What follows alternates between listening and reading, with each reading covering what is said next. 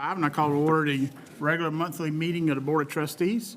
Before we get started, Matthew 19:14, Jesus said, "Let the little children come to me, and do not hinder them, for the kingdom of heaven belongs to such as these." April 17th is going to be etched in our minds forever.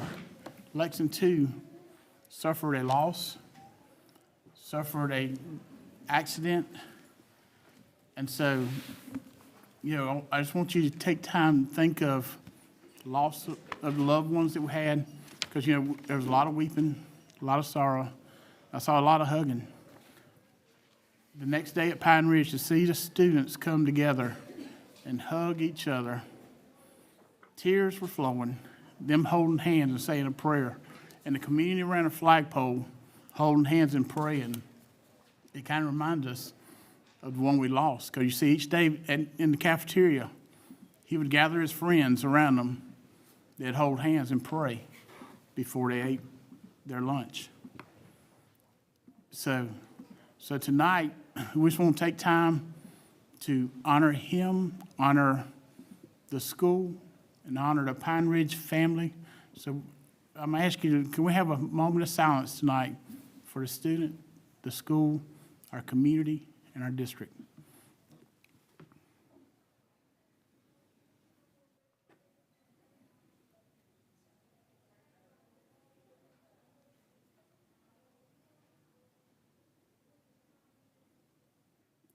Thank y'all. And now I'm going to turn it over to Ms. Wooten and let her introduce two of our students tonight. Thank you, Mr. Chairman. We're delighted to have a student from Airport High School and a student from Brooklyn Casey High School tonight. Tonight we have leading the invocation is Riley Wilborn. Riley is a senior at Airport High School. He has a GPA of 5.533 and is currently first in his class. Well done. Riley has served as the team captain for both the boys' golf and volleyball teams, leading our volleyball team to a regional championship and guiding both teams to the playoffs.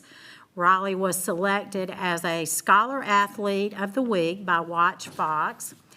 Airport High School named him a Casey West Columbia Rotary Club Student of the Quarter. He currently serves as president of the Beta Club and is a member of the National Honor Society. Riley served as a junior marshal last year for graduation. He also attended Boys State last summer. Riley will be earning an associate degree in arts and science through Midlands Technical College, which he earned while attending the LexingtonTwo Early College Program. He plans to attend Clemson University in the fall to pursue a degree in chemical engineering. Tonight from Brooklyn Casey High School, leading us in the Pledge of Allegiance, we have Virginia Libby, and most of us know her as Ginger. Virginia is a senior at Brooklyn Casey High School. Throughout her time at BC, she has played an active role in various clubs and extracurricular activity. Virginia has been a member of the BC varsity swim team since the 8th grade. She also has performed in a multitude of theater performances over the past 4 years, including her most recent production where she played Carol in The Babysitter for Brooklyn Casey's 2025 Senior Directing Showcase. She has been an active member in BC Student Council, serving as the junior class vice president last year and the student activities director this year. Virginia has greatly contributed to events such as the 2024 Homecoming Dance and Parade, as well as the 2025 Parade, 2025 Senior Prom, and very soon the 2025 Senior Awards Night, taking place on May 21st. After high school, she plans to attend the University of South Carolina in the fall, where she will pursue an international business degree for the next 4 years. Thank you both for being here. Okay, Riley, you can step up and lead, and then you can follow. Dear Heavenly Father, thank you for the day you've given us today, and thank you for all your many blessings. Please provide the board members wisdom as they are tasked to make decisions regarding the students, teachers, and faculty of the district. Please continue to comfort students, families, friends, and all those involved in the recent tragedy within the Pine Ridge community. Thank you for the wonderful school year just completed and the many blessings you have bestowed upon us. I pray that we honor you with the decisions we make. In Jesus' name we pray. Amen. Amen.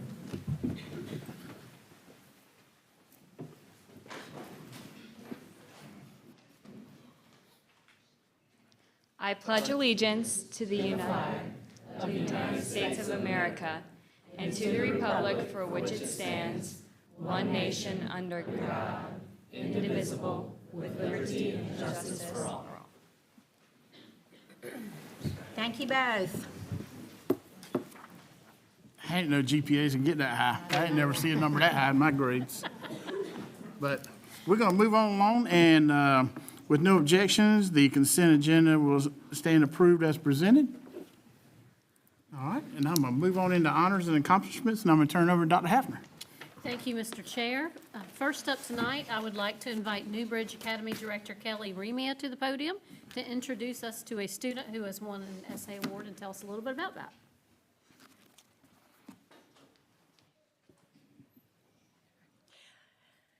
Good evening, Mr. Chair, board members, Dr. Hafner. Thank you for allowing me the opportunity to be here. This evening, I have the honor to recognize, this is Anthony Miranda. He is a former student of Newbridge Academy. Anthony placed first in the South Carolina SIFMA Foundation's Invest Right competition. He, again, attended Newbridge back in the fall, and in the fall, he participated in the, again, the Invest Right competition with his social studies teacher, Dr. Monica Hart. Excuse me. So Anthony, again, is a 7th grade student. He is a current student at Busby Middle School. He was with us in the fall, but again, he, through his writing, again, began planting a seed for a financially secure future. Anthony's essay was chosen among thousands of essays in the state of South Carolina. His essay demonstrated a clear understanding of diversification, long-term investing, and risk, which are all core concepts and that define the smart financial decision-making. Warren Buffett once said that someone is sitting in shade today because someone else planted a tree long ago. That idea is the heart of Anthony's winning essay, where it emphasized the value of building a financial stability through informed investing. So I am thrilled to celebrate Anthony and this outstanding achievement. He is, again, setting a powerful example of how financial education helps young people to take control of their future by understanding long-term investing. Students like Anthony are building not just portfolios, but actually real financial confidence. All right.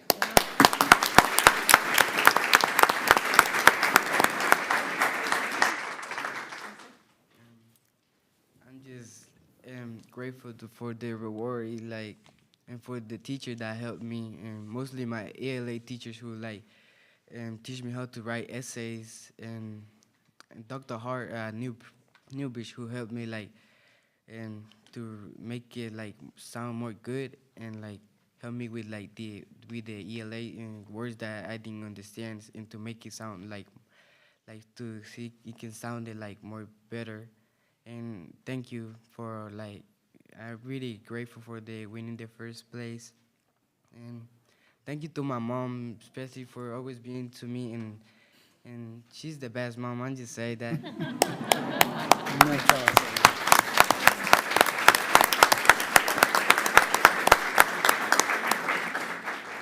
That's great.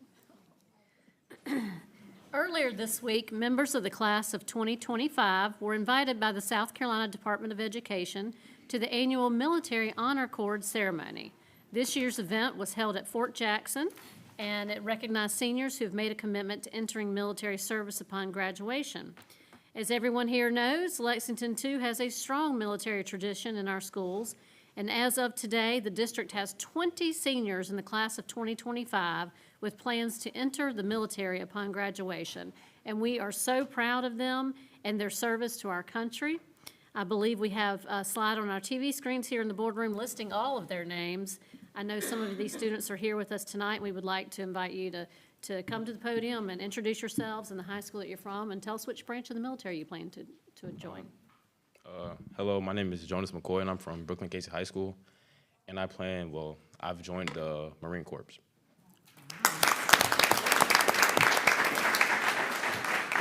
Hello, my name is Jaden Popenhagen. I go to Brooklyn Casey High School as well, and I'll be joining the Navy. Good evening. My name is Linda Torres Porter. I'm from Brooklyn Casey High School, and I'll be going Navy. My name is Ashley Ceballos Rios. I'm from Brooklyn Casey High School, and I'm planning on joining the U.S. Navy. My name is Rashida Thornton. I go to Brooklyn Casey High School, and I join the Army National Guard. Good evening. My name is Israel Vieto Campos, and I joined the U.S. Army National Guard. Oh, and I'm from Airport High School. Good evening. I'm Donald Derrick, and I'm from Brooklyn Casey High School, and I joined the Air Force.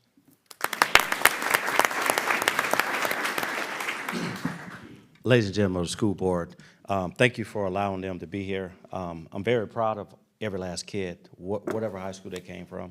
I think it takes a special person to serve our nation, and I think these kids are, most of them I know, most of them I've had, and so I think they're going to do a fabulous job, and then one day they're going to come back to our community and do great things as well. And so thank you, y'all, for letting us be here. Thank you.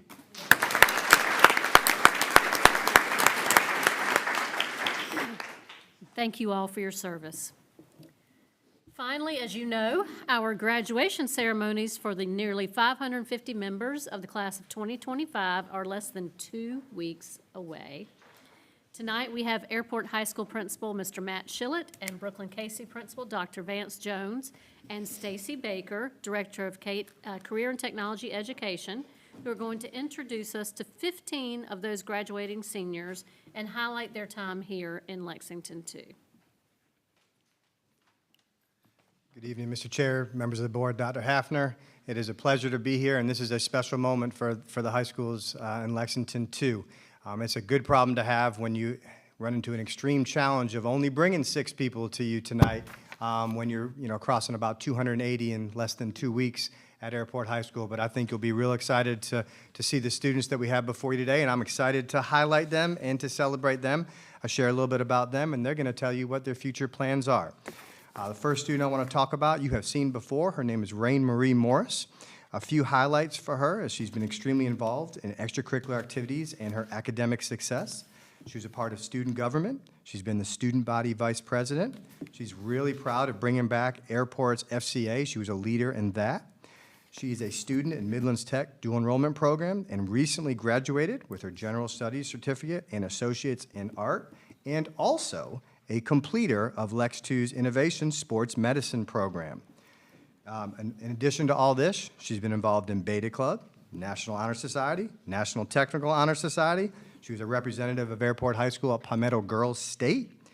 And also 2 of her favorite sports that she's lettered in is both volleyball and tennis. She's been a junior marshal. I had the pleasure of bringing her as the Rotary Club Student of the Quarter and the Casey West Columbia Student of the Quarter as well. So I'd like to introduce you to, again, Rain Marie Morris.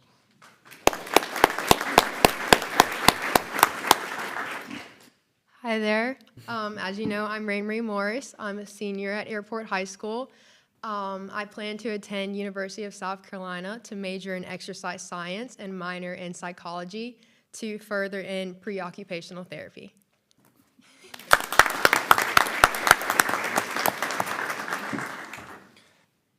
The next student I'd like to recognize is Mahi Patel. currently obviously a senior at Airport High School. What's special about this is she is completing her second year at Airport and has nothing but glowing things to say about her experience, not only at Airport, but in Lexington School District 2. She's really proud about being part of this supportive community, has played a significant role in shaping the person she is today, not only as a student, but has become quite the leader at Airport High School. Throughout her time, she's focused on pursuing academic excellence, both in school life and outside, specifically member of the Beta Club and student government, where she's developed the leadership skills that will take her to the next level. She's currently serving as the senior class vice president and has the honor of representing our school at the South Carolina Association of Student Council State Convention, which is where Airport High School is recognized as a gold group. She's really passionate about being a leader, not only in the community, but through her student activities. And I'm going to let her share a little bit about her future plans. Hi, my name is Mahi Patel, and I'm a senior at Airport High School. I plan to go to University of South Carolina to major in accounting and probably work at a bank after that. Yeah. Thank you.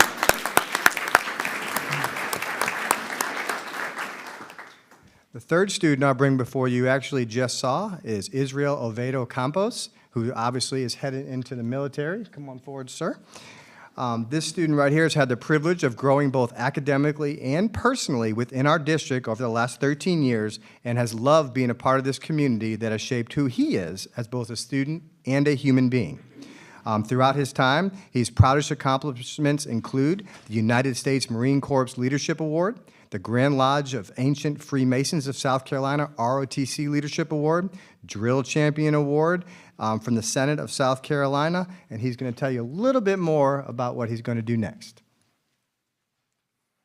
Good evening. As I previously mentioned, I am Israel Oviedo Campos, and I have recently been accepted to the Citadel, so I plan to go to the Citadel and major in computer programming.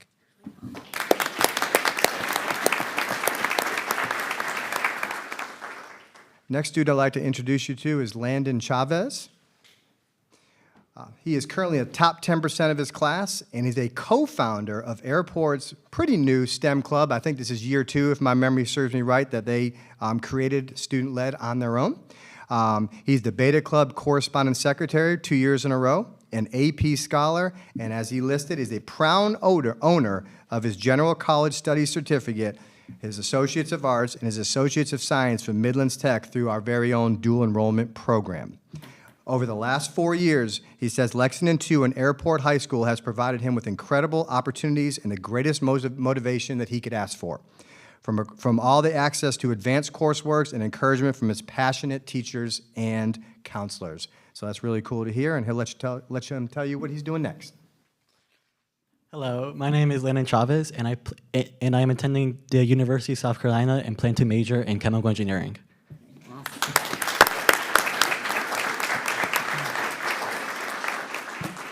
Ms. Wooten, you did a fabulous job of the introduction of this next student, but I'm going to probably say some of the stuff that you said and maybe add a few things, but I'm going to bring back forward Riley Wilburn, who is officially going to be our valedictorian in less than 2 weeks.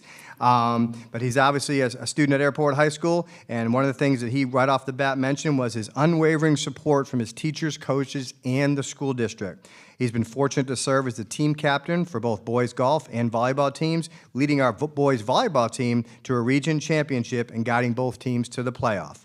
Along the way, he's been honored as a Watts Fox Scholar Athlete of the Week, and I had the honor of taking him as the KC West Columbia's Rotary Student of the Quarter.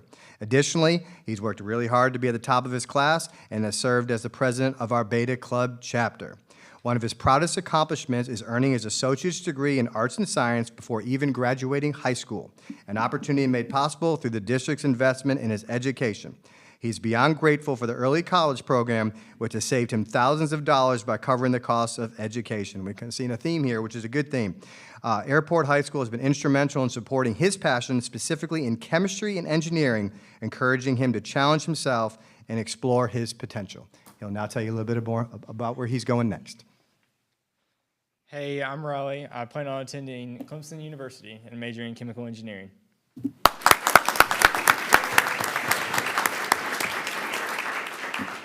Mr. Key, you're right. I think that's the highest GPA I also have heard of in my time. So I agree with you. The next student, his name is Andy Roldan Garcia. Unfortunately, he is not here today, but I told him I promised I would recognize him as he has earned this honor. He got scheduled to work at the last minute and fulfilled his responsibilities and went to work tonight, which shows what kind of human being that he is, even though he regrets not being here. So just share a little bit about how active he is. He's a basketball player from Airport High School, served on student council since his sophomore year, first as a senator, then junior class president, and is currently our senior class president. In addition, Andy's part of our chorus program and has participated in theater all 4 years at Airport. He's had the privilege, which we get to hear every single day, of being the lead announcer for our morning announcements. This year, with his lead, he delivered our announcements in Spanish, as well as English, during Hispanic Heritage Month, and helped highlight notable African-American leaders, both local and national, during Black History Month, as he took it upon himself to make sure that we were reaching all the students at Airport High School. So in his absence, I'd like to recognize Andy. He's a wonderful kid.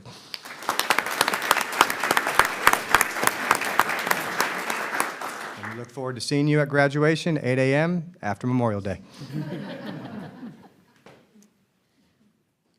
Good evening, Mr. Chair, Superintendent Hafner, members of the board. I'm excited to have my Brooklyn Casey High School seniors here with me tonight. Again, as we get ready for graduation at 8 a.m. on the 28th of this month, we're excited to host you guys as well. And so we'll start off with Ginger Libby, who is a senior at Brooklyn Casey High School with a 4.38 GPA.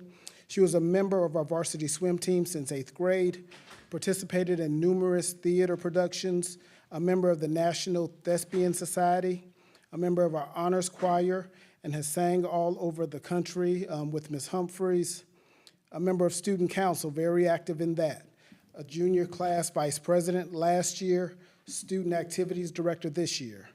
Organized major school events, last year's homecoming parade and dance, this year's senior prom, and as well this year's awards night. And so hopefully we'll see you all on awards night as well, which is the 21st.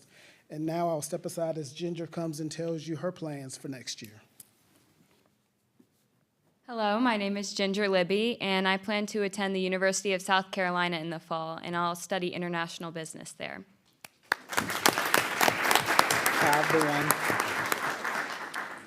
Next, we have Jenny Gonzalez.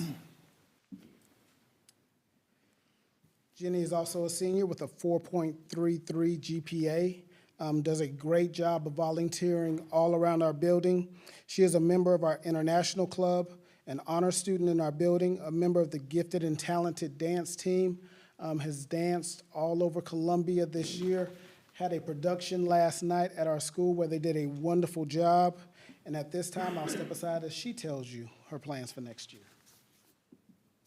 Hello, my name is Jenny Gonzalez, and after graduating, I'm attending to Columbia College Honors Program to major in Educational Studies.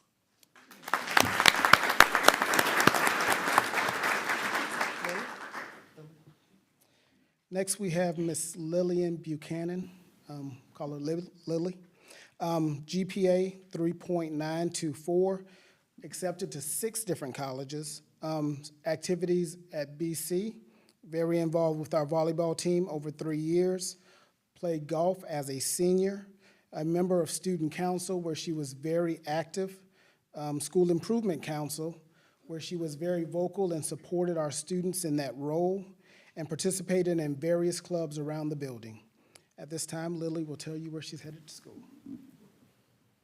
Hello everyone, my name is Lillian Buchanan. I'm attending the University of South Carolina in the fall, and I plan to major in exercise science following a pre-med track.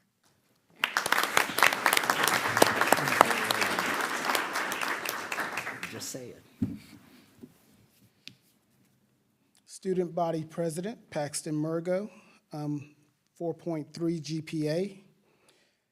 Third generation Bearcat, participated with our varsity golf team, a 5-year letterman, 2-time state champion attendee, a leader in our Fellowship of Christian Athletes, a member of the National Honor Society, the Latin Honor Society, the School Improvement Council, the Superintendent's Roundtable, the Brooklyn Casey High School Educational Foundation Board, student council for 4 years, and is an Eagle Scout as well, and now serves as an adult Scoutmaster.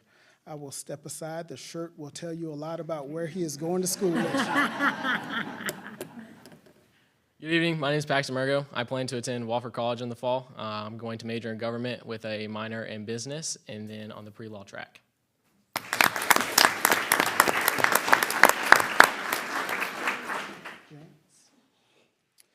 Jance Bryant, a senior as well with a 4.47 GPA, was honored last night at our program for our scholars here in this beautiful building. Some of her accomplishments: she's a member of the Latin Club and earned a bronze seal of biliteracy there, a member of the Black Student Union for 2 years where she was president this year, and she was a college process ambassador for the South Carolina Commission on Higher Education. Has done a wonderful job as a leader in our building. Hi, Hi, my name is Jance Bryant. I'll be attending the University of South Carolina and with a major in journalism.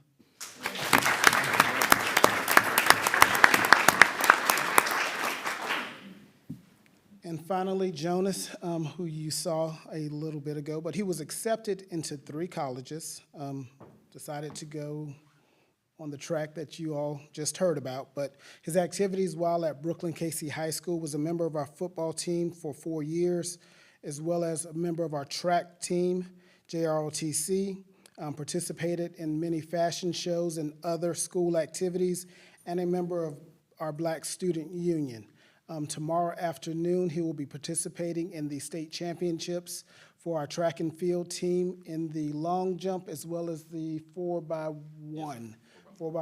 So 5 o'clock tomorrow at Spring Valley. Let's have our fingers crossed that we can bring the R&E at Richland Northeast, that we can bring it home. Hello, my name is Jonas McCoy, and even though I am going with the Marines, I do still plan on studying at Southern New Hampshire University for personal wealth and business.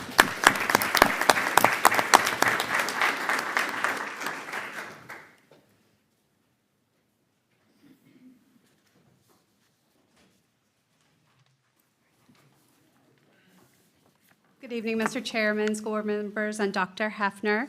I'm here representing the Innovation Center tonight, and I'm going to tell you about 2 of our 3 students. One is at said track practice preparing for tomorrow night.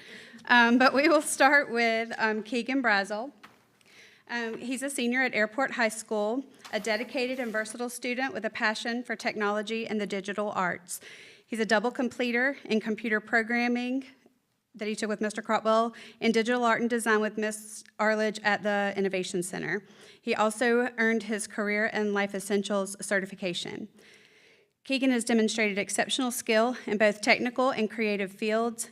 In addition to the courses he took to meet the completer requirements, he also took 4 additional courses in multimedia and animation with Ms. Reamer, which helped enhance his expertise in a broad range of digital content creation.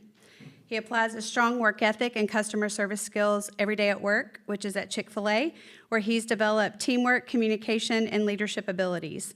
His diverse background equips him with a unique blend of creativity and technical proficiency, which makes him an ideal candidate for roles that require innovation and problem solving. And I'm going to let him tell you his plans for after graduation. Hello, my name is Keegan Brazel, and I'll be attending USC Aiken next fall, and I will be majoring in video game and simulation. Nice.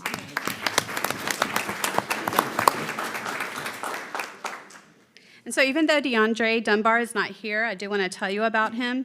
He's a senior at Brooklyn Casey High School. He's also a welding completer. He took all 4 welding courses with Mr. Thompson at the Innovation Center. While there, he also earned his OSHA 10 certification and his American Welding Society certification. DeAndre was a general management concentrator, having taken entrepreneurship and accounting with Ms. Conyers at Brooklyn Casey. He's currently ranked 8th in South Carolina in the 800 meters, and after graduation, he plans to attend Midlands Tech.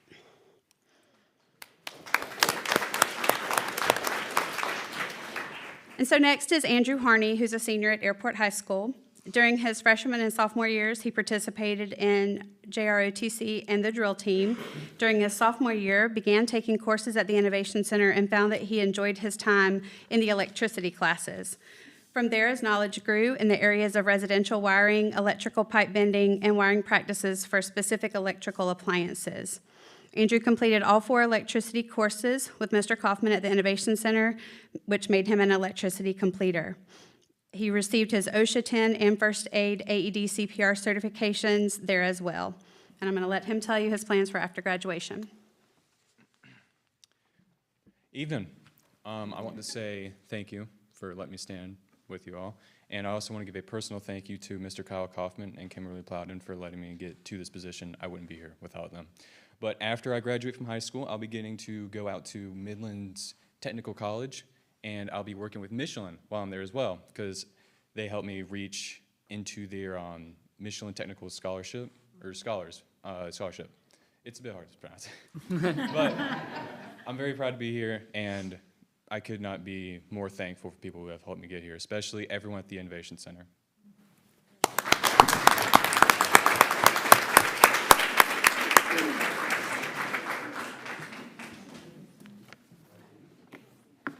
All right, that's an impressive group there. We're going to move on into public participation. And Ms. Dawn in here, we just have one. I have one tonight, and that will be Melissa Goforth. You will have 5 minutes, and we just ask that no profanity be used. We also ask that you do not use staff or students' names. The board will not give feedback per policy and will receive all comments as information only. So with that, our first person up tonight will be Melissa Goforth. And thank you for being here, and you will have 5 minutes. Thank you for having me tonight. I plan to speak at the last meeting about the CPIF process, capital projects, as well as MAP, but didn't get here on time. Tonight, I wanted to make sure that I was here to speak, and I'm sorry to speak on such an unpleasant topic, but it is, I feel, a necessity as a parent, and I do feel like it's material facts that need to be covered. Our district was forever changed since our last regular meeting on Wednesday, April the 16th. That was the night before the Pine Ridge Middle School tragedy. Like I said, I plan to speak that night to demand transparency and more scrutiny about the CPIF process, just bringing light what that policy is for our board. That's policy DIB, and then the expected timeline for that. April 16th was a long, or that night, it was sort of a regular meeting, but it was also different because it was a Wednesday night instead of a Thursday. That Thursday, the day that the tragedy took place, that was actually field day for Riverbank. And on the 16th, the night of our meeting, while we're talking about these CPIF expenses, both of my kids got on buses to go to field trips. One went to a strawberry farm, and the other went to Saluda Shoals to release trout in an incredible launch program that we have at the lower Saluda River and SCDNR, something we're very excited about and we would never want them to miss out on. We appreciate those trips very much. We look forward to our field trips and everything that the staff and those drivers do to take care of our kids, as well as the chaperones. Usually I'm a chaperone at those trips as well. Growing up, I was always a bus rider in Clover, and our bus driver, my entire school life, lived in our neighborhood. So we were the first ones on the bus, last ones off. It was a very long day for a student and for them as well. But in Clover, especially in the 90s and the 2000s, we were not getting on the interstate very often at all. And if we were definitely on what was believed to be the safest activity bus available at that time. Once I learned about the tragedy after, like I said, a field day, and we had a fun movie night planned with other Lex2 parents, I immediately thought about one of Mr. Warren's first updates from August 2023, when he said, we have 265 total routes and our buses roll 5,455 miles per day. If you think about that on a map, that's driving to San Francisco and back to West Columbia every day. That's what we do day in and day out in Lexington too. And I believe at that point he was talking about just the normal bus routes, not necessarily even the activity bus schedule. And in the previous years, we've actually gotten, this past year, an update about those trips. In fact, I believe the January update said that we had taken almost 800 activity and event trips at that point. So looking back, before then, I had never paid much attention to the transportation updates, but hindsight and a tragedy do demand transparency and a clearer perspective.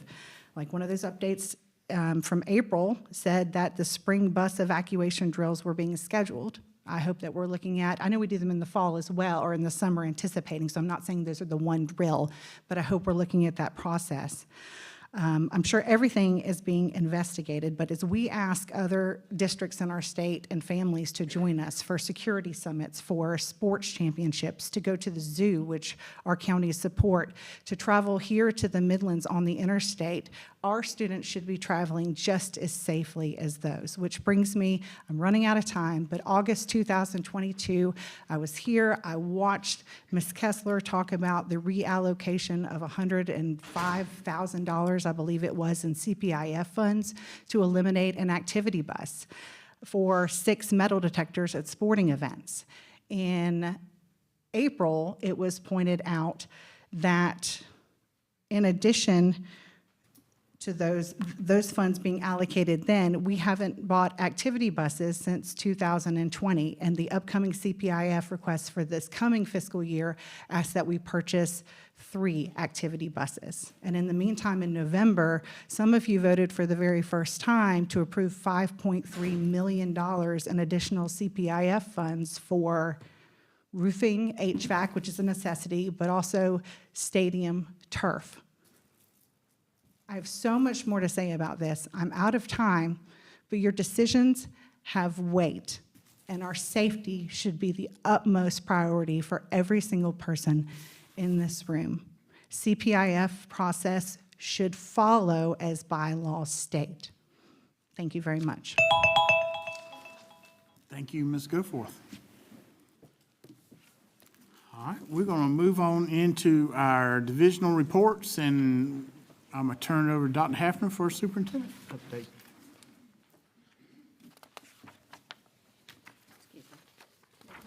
Thank you, Mr. Chair. This will be brief. This time of year in the education world, we recognize the end of the year with a culmination of performances, awards for hard work and achievement, and most importantly, promotion and graduation ceremonies. The closing out of one school year comes with pride and excitement for both the students and adults, but also the renewed angst about the unknowns ahead, and those youngsters going off to college and military. So while we have not embarked on our graduation ceremonies just yet, this time is somewhat of a closing out of one remarkable experience, with all the celebrations of the school year, with hope and appreciation for what the next year will bring. My hope is that students and adults in LexingtonTwo can take some time this summer to do the same. And so to our graduating seniors, job well done. And we look forward to our official graduation speeches the following Tuesday and Wednesday following Memorial Day weekend. So I look forward to seeing you all there.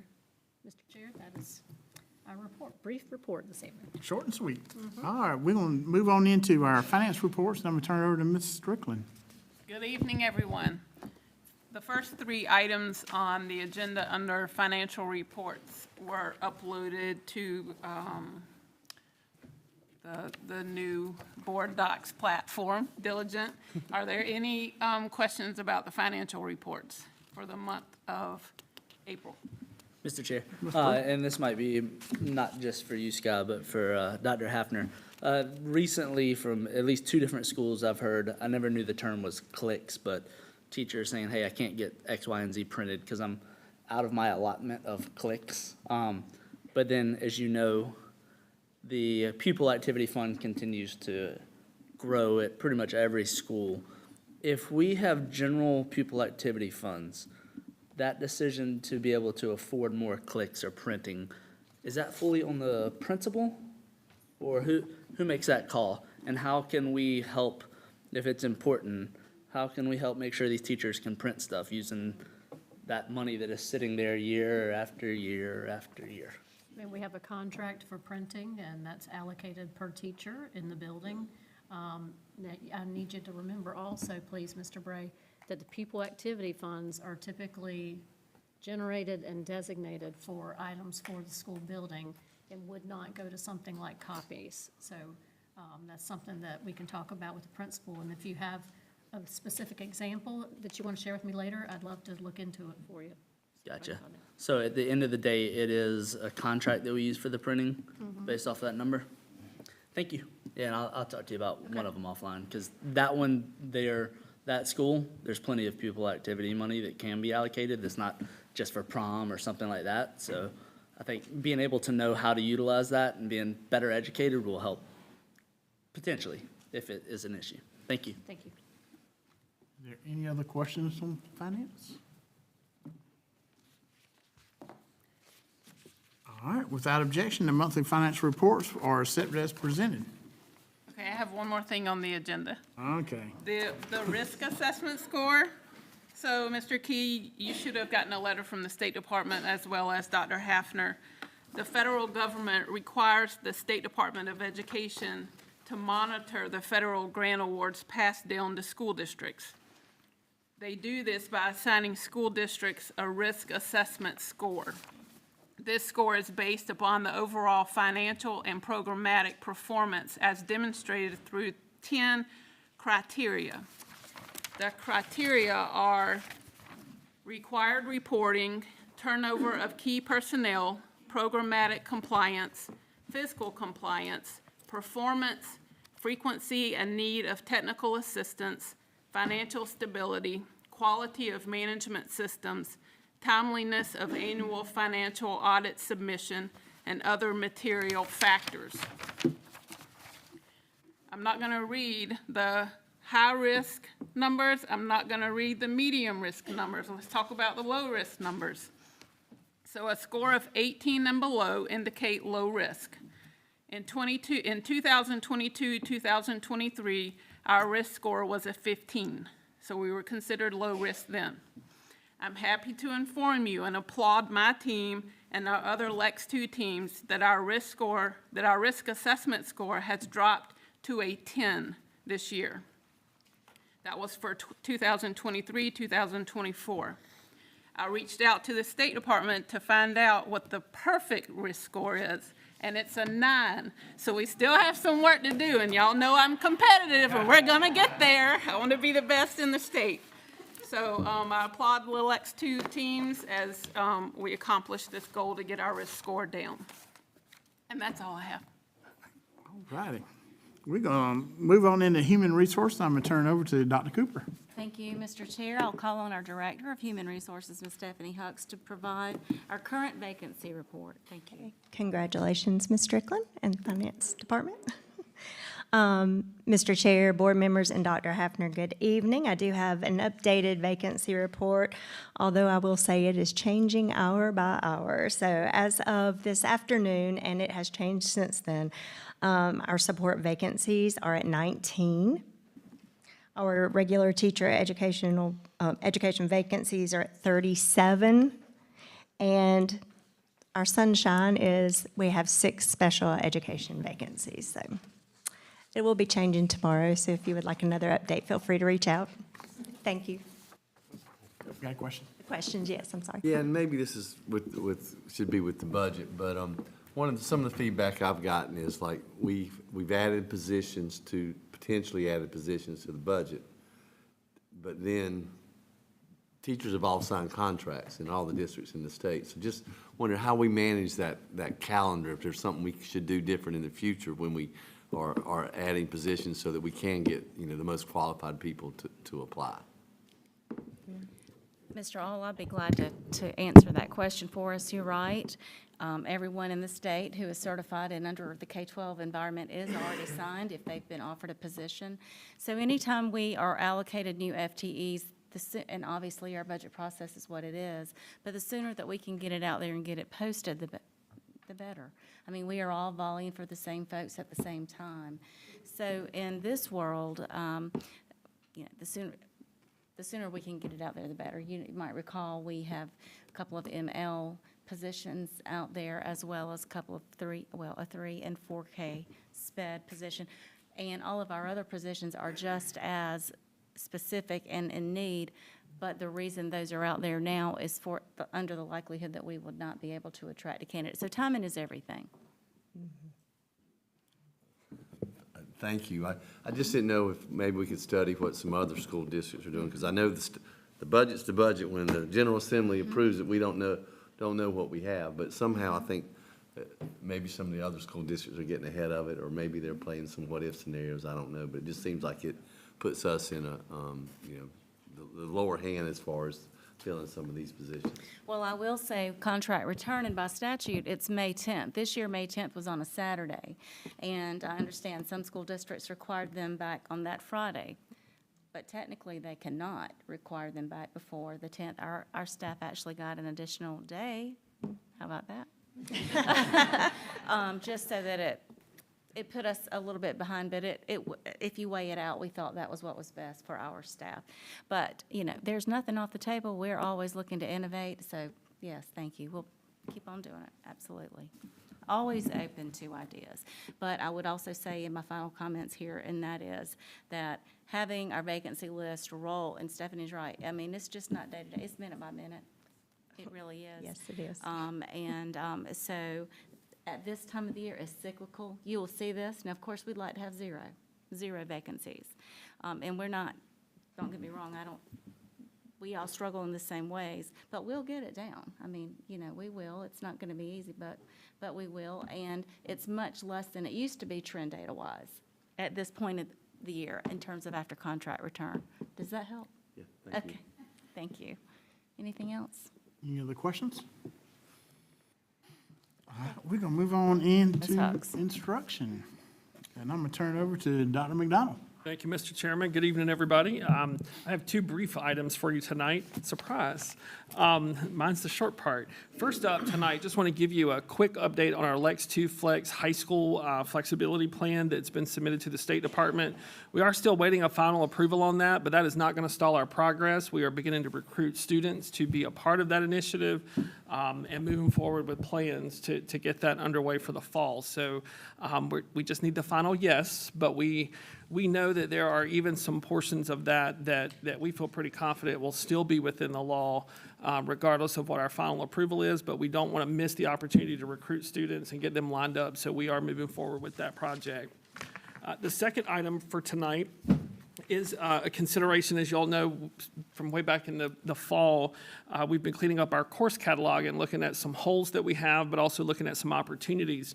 And tonight we're presenting to you a local board-approved course request that requires your approval for a course that we would like to add to the Innovation Center potentially next spring, but definitely by the fall of 2026. So it's going to take us a minute, and the reason we need an early approval is to start making the plans of what this course will look like. This will serve as a survey opportunity for students who may have an interest in career fields but don't know exactly what they want to do yet. So maybe I don't want to do electricity or carpentry specifically, but I might need to experience both of those along with a business course to help me understand how that can turn me into an entrepreneur. So this would give us the opportunity to look at some introductory career skills that students are going to need to go out and start a business or run their own salon or whatever it might be, but also requiring them to participate in some of our other programs as we do that. And this would give us a chance to allow kids to sort of sample. We're looking at 9th and 10th graders who have not yet experienced the Innovation Center. This would give them an opportunity to go out and experience those programs and then make a determination about which one they might, or two, that they may want to complete as a high school student. There are lots of districts in the state that currently do this as a way to get more and more students to engage in these programs, and we believe this will be a value add to our program. Mr. Chairman. I make a motion that we accept the administration's recommendation for an additional 25-26 course request, career exploration seminar. Second. Motion and a second. Any discussion on that? Okay. So will this be an elective, I'm assuming? Yes, ma'am. This is an elective course, so they'll get a credit for an elective. Okay. Do we have such a thing as a general ed credit as opposed to college prep? Because it doesn't sound like what you're describing is leading people toward college prep. So with with the way the state has categorized courses, it's either an advanced placement, a college prep, an honors, or a dual enrollment. So that's just the state language there. Okay, thank you so much. Mr. Chair, I get that we kind of build this curriculum. Presumably, most of the districts that do it already or have something like it, they have a Kate Center and they've built it to theirs. Presumably, they don't all have a pretty awesome art center as well. So my question is, can we let the exploration be across all non-hardcore academic side and let them come over here and see, you know, if we get to the lighting and technology thing here or any other, you know, they got a whole semester. They should have plenty of time to explore everything. Absolutely, and that would be our intention, because there are also, remember, some CTE courses in our 2 high schools as well. So this would give us an opportunity to really look Touch at them how all. we might partner with that, because in the fine arts world, maybe I need that business course at the school to be able to learn how to do things, but maybe I need that carpentry piece to learn how to run a stage show. So yes, all of those would be options that we could eventually build into this model.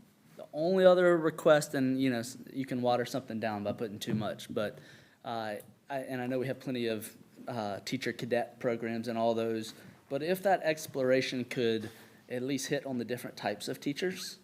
I mean, we sit here every month and see sped teachers or a vacancy. If just one day of the curriculum could run them through either, you know, special ed or through ML or something to get them experienced at that in 10th grade just for a day, that would be beneficial for all of us collectively. Absolutely, and we do have some changes to that teacher cadet program next year that will make it much more robust, with the goal of doing exactly what you just asked us to do. So we do have some work around with changing some programming that's already approved, that's already there, but also allowing us some additional ways to get kids into classrooms that maybe didn't know they wanted to be a teacher, but now they could. But also the early childhood part as well, which we know is really a career void right now, because there just aren't enough people to work in daycares. Thank you. Any others? All right. All in favor, say aye. Aye. All opposed? Motion carries. That's all we had, Dr. McDonald? All right, I'm going to turn over, we'll move into operations now, and I'm going to turn it over to Mr. Warren for operations update. Thank you, Mr. Chair, members of the board, Dr. Hafner. Happy to provide another operations update for May. You'll see listed here on this document a few highlights from our department and the work that's occurred just in this last month. Hit a few highlights, safety and security, really intentional there with our schools and graduations, you know, coming up in a few weeks, working with them on logistics. A lot goes into that. Of course, the schools do the bulk of the planning, but we do facilitate some of the traffic flow and security and all the things that go along with that. So that's been going on. Also continuing to plan our, you know, safety training that we talked about, you know, last month with law enforcement partners during the month of June. That continues to go on, planning for that, and then providing support to our schools and students and staff. That's a pretty consistent theme and safety and security. Facilities and maintenance, you see a lengthy list here. I do want to highlight that this is all work that occurred during spring break. So, you know, we've talked about that before, that our team, you know, summer, you know, doesn't really exist in the world of operations and really, you know, education as a whole with all of our departments. But during spring break, you see, you know, HVAC units were installed at Northside Middle. We started preparation there for the roof replacement at Northside Middle. Lots of flooring was installed, you know, countertop renovations at Wood Elementary, sound system in BC's gymnasium, and then we've started removing lockers from, you know, our middle schools, provide, you know, some more space in the hallways there, and those really aren't utilized, you know, like they used to be. So we've started that process in our middle schools to allow more space for the kids to move in the hallways, and that's been received very well by our schools, really at their request, to make that happen. Information technology, you know, that's ongoing as well. Even over spring break, work occurs there. Security cameras, intercom systems, fiber upgrades at BC, and then student services, you see, you know, celebrated some of our special folks in the last few weeks with National School Nurse Day on May the 7th, and then National Appreciation Day for our mental health providers and counselors on May the 12th. So just want to celebrate their work and all they do, especially, as we mentioned here recently, but the support they provide is really paramount and essential for our students and for our staff. And then just roll right into, CPIF, updates for you. Have that document as well to show the projects that are completed and then the ones that are in progress. You see, we only have really one that hasn't been started yet, but that's we're about to start that at Wood with the courtyard upgrades. But all the ones in yellow, you'll see the bulk of those will be finished during the summer. So continue to work on those to improve our facilities and campuses and grounds here in the district. So happy to answer any questions. Mr. Gray? I have one request, not for, probably a great summertime request, but every time I look at this and I see the iPad refresh, it just makes me wonder how much we truly need iPads in first and second grade, if it is actually making a difference. I know that several countries recently have removed screens completely out of elementary world. I'm not suggesting we do that with all the state testing. I don't know enough about it to even ask for an opinion, but I do feel pretty confident that first, second, kindergarten, $300,000 every year on something that may even be harming our children versus helping them is something that I would love for us to have some data-informed backing before we vote next year on the CPIF to keep just throwing iPads at kids left and right. Ms. Rucker? I would love to see that as well, so thank you for bringing that up, Mr. Bray. I'd also just like to say the status report here, noting completed and progress, TBD, that has been very helpful to just have that every month, so thank you for the way you reported that. I Yes, appreciate ma'am. it. Thank you. Ms. Burkett? A lot of it's done during spring break. Of course, he was the driving force behind that. So, but we appreciate that, and that's when you can get things done. When the schools are. Yeah, well, thank you very much. I did want to just ask, this is very tangential, what happens to those 500 hallway lockers? We work with our state surplus department, and they get junked, and they're recycled. That metal is recycled, so they're really not of use anymore after they come out of the walls. A lot of damage is done to them, and so we go through state surplus to dispose of those. But you're pretty sure they don't just go into a landfill someplace? No, ma'am, they're recycled. Okay, okay, thanks, I appreciate it. Yes, ma'am. Any others, Mr. Warren? If it's okay, I would love to go back to instruction. I just wanted to ask if, I know that we have calendars for the next 2 years. Do we have start times yet, or do we expect that later? I meant to ask that under instruction and forgot. Times for the For school next day? year, yeah, by school. It was something that we kind of battled with this year, and I'm wanting to see if we've got that kind of on the record for next year, at least for our high schools. Yeah, for the high schools, yes, they'll be starting at 8. Oh gosh, and I'm going to get the wrong time. All three We of them can be send you starting that. at the same time? Both high schools will start at the same time and end at the same time, yes. Perfect, thank you. And along that same line, will their schedules be aligned so that the kids can go to the center? Their schedules will be much more aligned this year so that there is that easier transition piece so we can protect as much class time as possible. We've got a couple of class changes, one needs 3 minutes, one needs 5. We're still fleshing that out, but our goal is to have that published and out to the public. Hopefully, our goal would be by the last day of school so that folks will know how to prepare for what next year's schedule will look like. Fantastic. Thank you. Thank you. All right, we're gonna move into some new business here, and I'm gonna see who wants to tackle this elephant in the room now with our general fund budget. I don't know if Dr. Hafner or Strickland's gonna take Mr. it. Chair, I want to thank the board for their time vested in our budget work session on May 1st. We're excited to bring you all what we believe are viable options for the school district while keeping us competitive in the Midlands and our state with recruiting and retention, but also for consideration of any other thoughts that you may have for us this evening. So I'll turn it over to Mrs. Strickland. All right, so the first page in the budget packet is our revenue. Our revenue from the state is based on the House Ways and Means version. The Senate has approved their budget. The House 2 has approved their second budget. but we have not gotten any updated projections from the State Department, since we had the budget workshop. So these are the same revenue numbers that you saw in the budget workshop. If you note the 25-26 general fund revenue budget, I did remove the almost $3.4 million of fund balance that we used to balance the budget for this current fiscal year. So our new proposed general fund revenue budget is $129,155,143. So that's where we are with revenue. Any questions about that before we move to the next page? Okay, the next page is talking about our millage. Per South Carolina Revenue and Fiscal Affairs, we can capture the population growth in our school district by 0.35%. That equates to 0.59 mills. Okay, so that's for the population in our school district.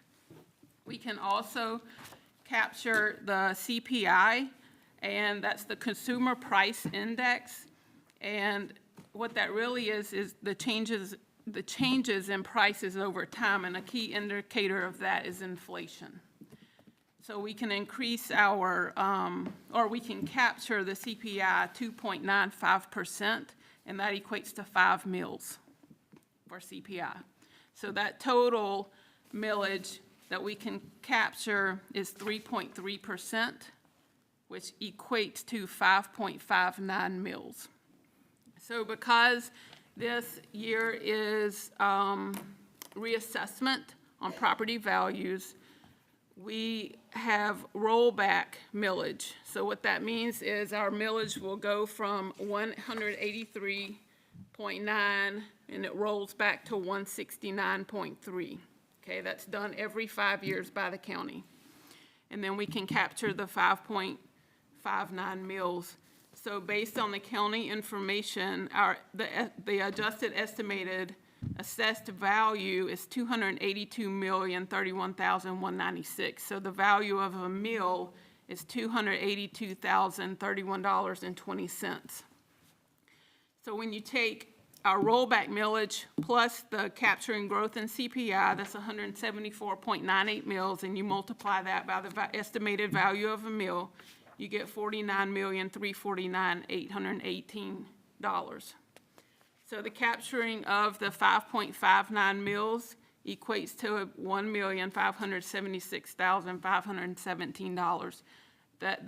That revenue is included in my revenue budget for 25-26. So capturing the growth in CPI is included. Are there any questions about that?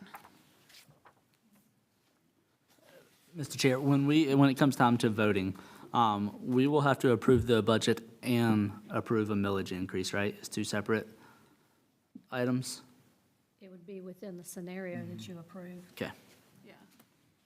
So the next page, are there any other questions before I move to the next page? The next page just shows that what our millage is compared to our surrounding districts, including Richland 1 and Richland 2. And for 2025, I don't have what the other school districts are doing at this point in time. So that's just a comparison so you can see where we are compared to the surrounding school districts. The next page I have is the expense budget. There are two scenarios, the same two scenarios that we talked about in the budget workshop. Scenario 1, you see the salary and fringes, and the salary and fringes make up 84% of our budget. You see last year, it made up 83% of our budget, and it is broken out by instruction and support and community services. Those two percentages are shown. Programs and operations are 16% compared to last year, 17%. And then you see the additional request listed underneath. The highlighted items in green is what has already been approved by the board for next year. So you see those included, and then I reduced them to net zero. So you see the total expenses for scenario 1, and I'll explain the difference between scenario 1 and scenario 2 after we look at scenario 2. Can I ask you a question on this real quick? Sure. Back to your question about putting offers out earlier. Those 4 or however many that are highlighted in blue, we approved those earlier. Was that for them to start this year or to approve them for next year? So theoretically, I mean, we have precedent. If y'all came to us in December with the wish list instead of April with the wish list, we could approve any of the positions just like we did these 4, and then you could start begin hiring those before we get to that May 10th cutoff date, correct? Correct. Thank you. Okay. All right, so the next page is scenario 2. You see the percentages for the instruction salary and fringes and support and community service salary and fringes. The same programs and operations as in scenario 1, none of that changed. And also the additional requests are the same as in scenario 1. So you see the total for that. Okay, let's talk about the difference between the 2 scenarios. And that has to do with the teacher salary schedule, well, actually, all of the salary schedules. So scenario 1, everyone that is eligible for a step increase, the certified, classified, and administrators all receive the step increase. So if you're eligible, you receive the step increase. Step 0 increased by $1,500 on that salary scale. And that excludes bachelor plus 18, which increased by 1,000. The State Department is removing, based on the last budget that was approved, the State Department is removing the bachelor's plus 18 column. That's all I can say about that at this point. That's all I know right now as far as certification. I'm not sure how that's going to be handled. Mr. Chair, so in the same note, though, if you look at the state's minimum salary, they stop at 28 plus, but we go to 29 and 30, and I think Lexington 1 goes to something like 40 or something. Yeah. 40. Asinine. However, that sets precedent that we can still keep a 5-column pay chart versus a 4-column pay chart, correct? Yeah. I mean, if we can add rows, we can add columns, correct? We could. Okay. Well, but it would be based on, because we have to pay based on the certification. So that's where. So we just might have to self-certify, would be the big hurdle. What you're saying is we have to acknowledge the plus 18 when it's not acknowledged on the scale set forth by the State Department. Correct. That would be the hurdle that is there. And the hope would be that the State Department will grandfather these folks in and maintain that code within their system so that we can move forward on the new 4-column scale with With new the folks, grandfathered. but grandfather in the current. Okay, Right. That's the hope. I like it. Thank you. Okay. Okay, so back to the salary schedule.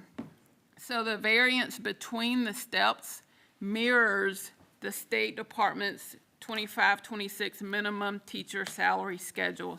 So if you look at the State Department's teacher salary schedule, the minimum teacher salary schedule, and you take the difference in between the steps, our scenario 1 steps do the exact same thing, all the way down until our current salary schedule is more than what that calculation down would be. And if you have, I think Aaron gave you the salary schedules, the amounts in yellow is where we walk into the current salary schedule, okay? In scenario 1, the classified and administrators receive a 1% cost of living. And then the bus drivers receive the required 2% to the state minimum bus driver salary schedule. There's an increase in the employer side of health insurance. I think in the House version, it was on the employee, and I think I'm saying, the Senate, I think, switched it to add it to the employer columns. They're the same at the bachelor's and the bachelor's plus 18 are the same down until step 18. Yep. So that way, you know, if a new teacher is hired, and to be honest, we're not exactly sure what the State Department's gonna do, but let's say they were bachelor's plus 18, but now they're a bachelor's, you know, they would be placed on our bachelor's scale, because that's the certificate they would get is a bachelor's if the bachelor's plus 18 goes away. Okay, so, but our current teachers that are bachelor's plus 18, they would just remain on this column until we can match the bachelor's plus 18 and the bachelor's together. And I don't know if that would be next year, 3 years, or however long it takes to merge those two. It'll be less than a few years. We hope. Yeah, I think so, 3 at the most. Yeah. All right, Ms. Rucker, you had a question? Yeah, so scenario one, it does, like we said, seem to have more consistent steps. But I would also like to see that, in addition to the step, that everyone get at least a $500 bump.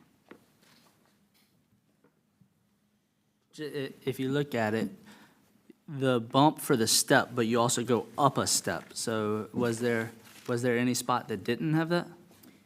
Look like any, for I ran example, through- on the bachelor's, it was year 20, small on my screen right now, I need my readers. 23, it looks like. It goes to, that's where it starts with, If you're currently in 23? if you're currently, you would get the step. So I know the step is, a pay raise. 63978. But compared to the budget last year to the budget this year, To 24. I would like to see the additional, or where it is zero, I would like to see. Because just on quick math, that one would still be $1,200 pay increase if you're year 23 bachelor's not plus to next year's. But I agree, if any of them are less than 500 or, And I did ask that question, I got a quick answer. Was it around 160? We were estimating around 160,000 to be able to accomplish that. Okay. I'm sorry, I don't remember what I sent back. But it also looks like scenario one would be the one that we could most likely either possibly not have a millage increase if we maybe go back and look a little deeper in the budget, or maybe reduce the mills. So just in general, I'd really like scenario one with the possibility of making that adjustment that I just mentioned. Okay. What you shared today was $162,000. Okay. Yeah, I can't remember. I love the consistency of scenario one. Okay. All right, so scenario two. So scenario two, same certified classified administrators receive a step increase if they're eligible. And we added $1,500 to each cell to the current teacher salary schedule. So each cell got an increase of $1,500 to what we have, what is our current salary schedule. Classified and administrators receive a 2% cost of living. Same bus, everything below the underline are the same. Bus drivers receive the required 2% of the state minimum salary schedule, and this includes the employer increase in health insurance of 2.3% for the 6 months. It's 4.6% for the calendar year. So those are the two salary schedules. Are there any questions about the second salary schedule? Scenario two. Well, I have a question, but I'll let you finish, because I'm going to combine them. I have questions on both. Okay. All right. So we're going to go to the next page. This is the school allocations. I've changed it a little bit over some concerns for the allocations that happened last year. So this year, we just have the flat amount for elementary and middle school and then high school. And 60% of that, and it's going to still be based on the 135th ADM. So that will be their total allocation will be, if it's the high school, $125 times their 135th ADM. And then they get that allocation, but 60% has to be spent on instructional activities and 40% on support services. And per our board policy, if you remember, we cannot move money from instruction to support services unless it's for like a field trip, something for the students. And I think within the instruction or the support services, there may be amounts that are set that can't be adjusted, like media. You know, we're gonna talk about those things. So there may be some set amounts in there, but that's how we're gonna do the school allocations at this point. Are there any questions about that? Two questions. First one is, I appreciate that we do it off the 135th. However, you obviously can't base that in the first, month of school or the first 3 months of school. So how do you release pieces of the budget, or do you go back and change it? Or is it based off of last year's 135? Last year's 135th. Gotcha.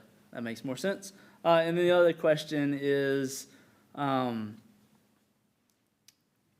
only kind of, and I'm sure there's other ones, especially the people in the crowd will probably think of them, but the only thing that I can think of that isn't covered outside of athletics or education would be those few non-high school league activities. Archery comes to mind. So do we have any type of set to cover the programs that have those, lost in the middle programs such as archery? One of the things that we talked about after our conversation in the spring was revisiting all of our stipend schedules and supplement schedules to make sure that they are more streamlined. And of course, obviously if it's the will of the board to add clubs, then that's something that we're gonna have to talk about, because that is a budget impact. And I'm sure there's other ones, but does archery count as a club across the board? Yes, it's not a high school league sport. Gotcha. Yeah, in formulating the total budget amount, do you look at all the vacancies that we went through and make an estimate of where, because I assume we're probably gonna hire people at a lower step than the vacancies and the retirees and all that. Do you try to capture that in what your total estimate is? For the vacancies, I do budget 100% for the vacancies.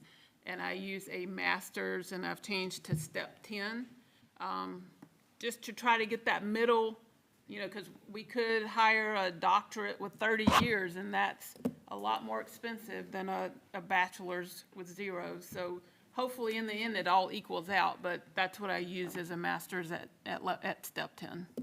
How about, do you account for, I don't know if it's the right word, I call it labor float. You know that you're gonna have people leave during the year. It's gonna take, I know you bring subs in, but it's gonna take a while to replace them. Do you account for that at all? Is there some percentage you kind of, lower your labor budget for, if that makes sense? No, I budget based on when, like if we hire a teacher, a bachelor's in 15, that's what I budget for. And I don't adjust, because I don't know if we're gonna if that teacher leaves, I don't know if we're gonna turn around and fill it real quick or, wait until the next fiscal year to fill it. So I budget 100% and it stays.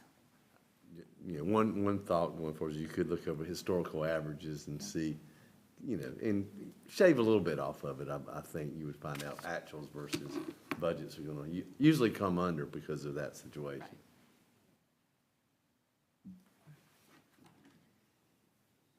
You got more, or are you ready for me? A little bit. Okay. 2 more pages. Okay. Just the next page is just a summary of the 2 scenarios. So you can see the difference, the revenue and expense, and you see the net difference between the 2 scenarios. I will say there are some projections that we have just gotten this week. For instance, we received from Skidspit our workers' comp projection for next year, and it increased almost $150,000.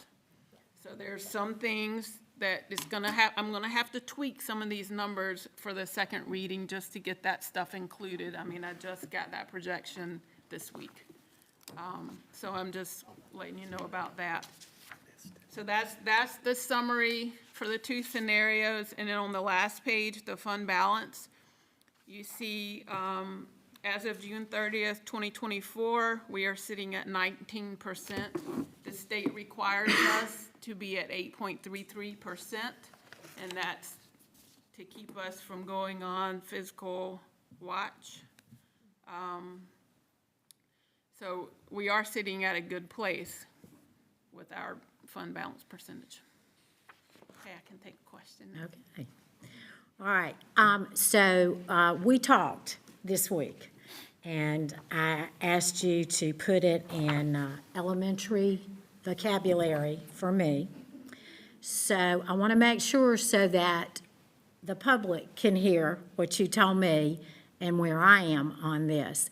They're very similar as far as money. It's $750,000 difference, a little over. But anyway, and this is what I asked you, in scenario one, you can do the grafting and the coloring and all that, but at the end of the day, we're taking money away from our teachers that are higher up, that have been with us 20 years, 25 years, and now we've got some that are retiring, coming back at 35 years. And then we're only giving our support staff and our other staff 1% raise, correct? Correct? 1% or 2%? All right, well, 1% versus 2%. 1%, if somebody makes $22,000, that's $220, correct? Okay, and they get paid 24 times a year. So, I mean, you can do the math. Now, if you do across the board for everybody, and everybody's part of the same team, and everybody gets the $1,500, and everybody gets the step increase, and they also get, and then the ones that aren't certified get the 2%, the 2%, you know, 220, and you say they make 22,000 support staff, and 220 goes to 440, and you tax it, and then you divide that by being paid 24 times a year. They may be able to buy just a little bit more in the grocery store, and they may be able to buy another half tank of gas.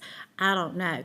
But again, at the end of the day, I understand, and it does sound very nice the way we're kind of meshing and trying to get everybody kind of on the same page, but we're not rewarding the ones that have stayed with us from day one. And that's where I have a problem.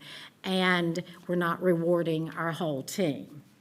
So they're very similar, and you have put so much work into it, and I greatly appreciate it. But this board member really likes scenario 2 because it's across the board. It takes care of the entire team, and it also tells our teachers that we appreciate them, whether they're year 1 or they're year 30. But thank you. Mr. Chair, if I look at these things that you gave me, scenario 1, step difference within schedule, scenario 2, step difference within schedule, I get a completely different picture than what Ms. Wooten just pointed out. So step 1 in scenario 1 and kind of across the board is the first 4 get a $250 step increase, and then $500 up to $10, to make sure we're looking at the same things. But like, it's pretty much $250 to $500, and then when you get to step 24, it becomes greater than a grand, $1,160, $1,183, blah, blah, blah. If I look at scenario 2, just to make sure I'm reading it right, step 1, 2, 3, 4 gets $200. Step 22, 23, 24, $1,500, $1,200, $1,231. That's the difference between this step schedule, correct? All right, so that was question one. Question number two is personal property tax law that is being floated with the boats. Yes, I didn't yes. see a change in revenue between last time and this time, and it seems like that is, I'll leave the floor open for a second on that one. Well, that's. Do we have it, has the county given us any kind of intel on what they think that impact would be? No. So if we, I mean, at the end of the day, we have two worlds of revenue, state and local, right? And local, we're saying maybe we can get away with, like scenario one, we could do it with 3 mills increase, only going out and saying, hey, we gotta increase you by 3 mills. 2 is, I think, 6 or so.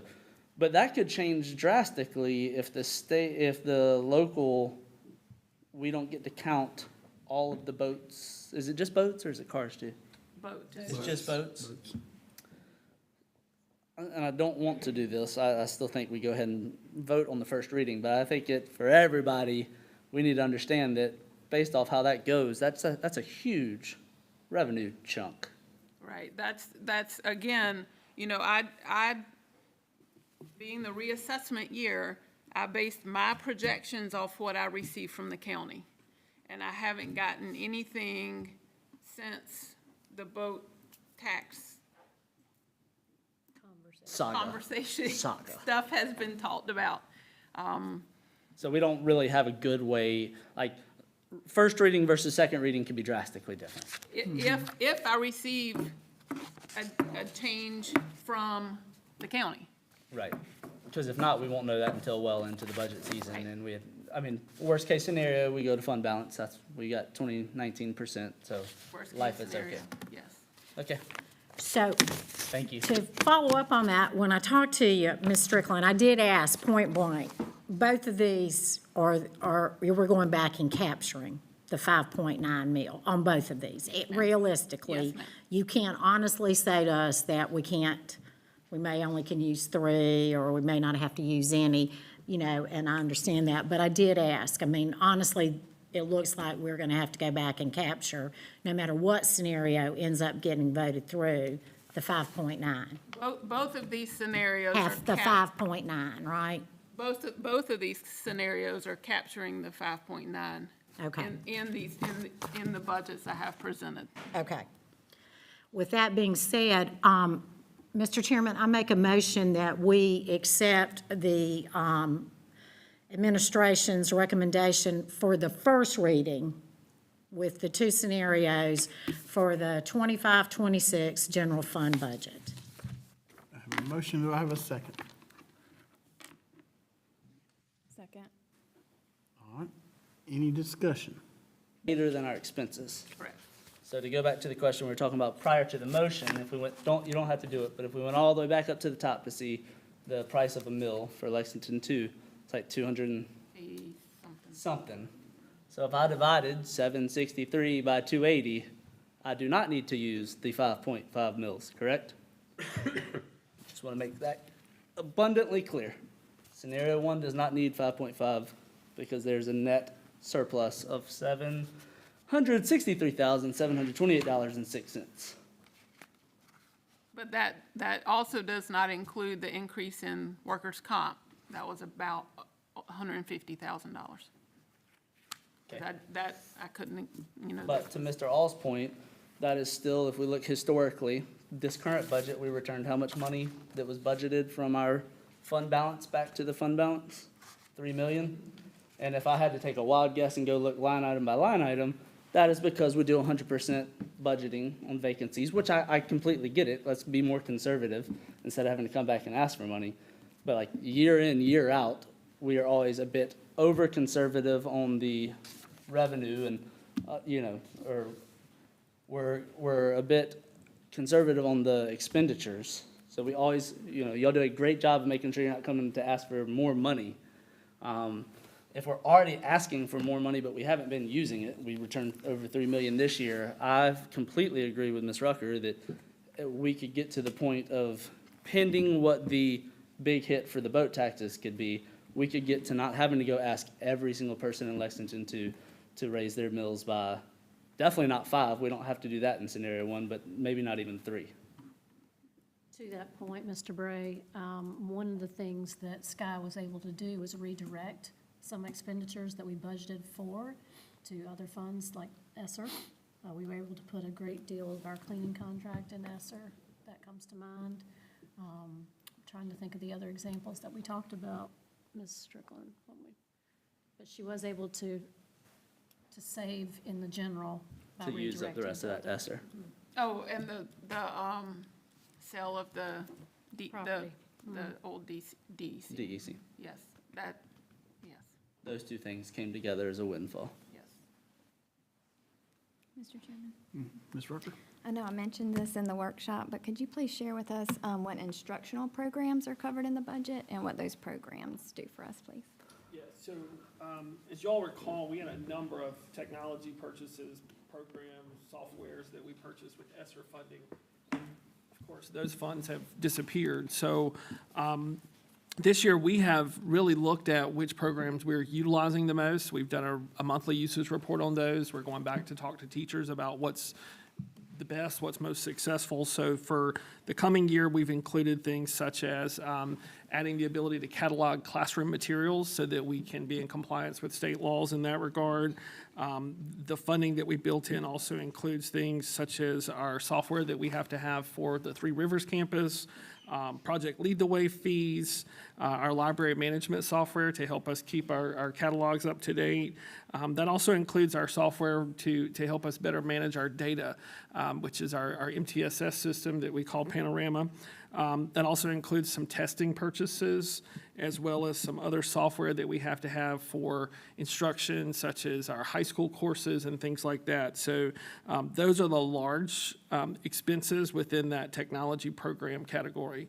But we have purged several this year, and we just met Friday, I believe, to review a couple of more that are just duplicitous and we don't need them, so we're not going to spend money to renew them. This is a pretty bare bones list. I'm not a fan of having 10 if one is going to get the job done and it's the right one. Very good. Okay, thank you. We spoke at the budget workshop about addressing the multi-language classroom situation by adding translators or assistants, et cetera. Do we have anything in this budget for that? There's information in front of you. I'm going to let Dr. McDonald explain what it is and what it means. So we provided for you tonight some more numbers to give you some information to make a more informed decision. Of course, as you all know, you have already approved 2 positions. I'm going to ask you to start with the 3rd page of the document that looks like this, and then we'll work our way backwards so you can see what you have. If you start with that bottom right-hand corner of the paper, you'll see our historical FTEs for multilingual teachers. So these are the folks who are providing direct instruction to students who speak languages other than English. You can see way back in 21, 22, we had 16 of those folks. We're up to 23 now, including the 2 that you've already approved that are built into this budget process. We wanted to also make sure that you kind of saw what this looks like from school to school. So if you go back to the first page, you can start with the elementary schools. You see by grade level how many kids qualify as an ML student. So these are the folks who are receiving services from a teacher, from a multilingual teacher during the day. So you see by grade level, and then you see on the next column, those are monitored services. So these are kids that are really getting nothing more than having their grades checked, making sure that they're still at school, that they're still making progress. So to give you some idea of what that looks like from school to school. We also included, as I shared at the workshop, that there is a state recommendation. This is one of the only areas where the state does not give us a hard requirement. For example, with PE, a teacher can't teach more than 150 students in a day. That's a regulation. With MLs, it's simply a recommendation of 60 to 1. And you can see if you do the math, at some points in our district, we've been as high as 100 students per ML teacher, and now we're down closer and closer to that recommended level. And you can see, we've provided you by school what that looks like, as well as the number of FTEs that we've allocated so far for each school. And this is a projection. So if we realize that, for example, I'll give you a great one. If you look at Springdale, right now we've projected 1 FTE there, but we already know that that's going to likely, part of that FTE will need to shift potentially to another school where, based on the projection, we're seeing a larger number of students. So that is a little bit fluid until we get a little closer to the end of really laying those numbers out. And of course, that depends on registration numbers and all of those things. So our goal was to give you this to sort of see where we allocate those 23 positions that we currently have. To your question, we've talked a lot with staff about what would it look like to add additional interpreters into classrooms? What would it look like to add teaching assistants for this purpose? And the answer is, I don't know that there is a specific recommendation other than to look at those ML teacher allocations. We've not really seen where it benefits a student to be pulled out for these purposes. The benefit, as we talked about before, is putting them in the classroom with their English-speaking peers where they can learn, they can be immersed into that whole experience. So at this point, we had not included any additional support staff for that purpose. Now, again, we want to continue to monitor what those numbers look like for students who will require direct service, because that is the most restrictive resource that we're going to have to use, and it's the most limited one when you consider that, for example, at a Congaree, we have one person who's going to work with roughly 79 kids. So that is a high number, and that's where, when I mentioned like Springdale, for example, we may have to use part of that person's time at a different school to serve that number. Does that answer your question? I hope that answers your question, or at least. Well, it does somewhat, but that, what you're describing doesn't do anything to alleviate that first grade teacher I described who comes in and she's got 20 Spanish-speaking kids and she doesn't speak a word of Spanish. Sure. And I'm not sure that people, that the people that you have inquired from, what would that look like in the classroom, they might not know what that would look like in the classroom because they haven't had anybody interpreting in the classroom. And so I don't see how having a ratio of 79 students to 1 teacher, I just don't see how adding 2 additional multilanguage teachers, it will help, but it's not going to help in a huge way. Sure. And so, I just don't, I don't feel like we've addressed that issue.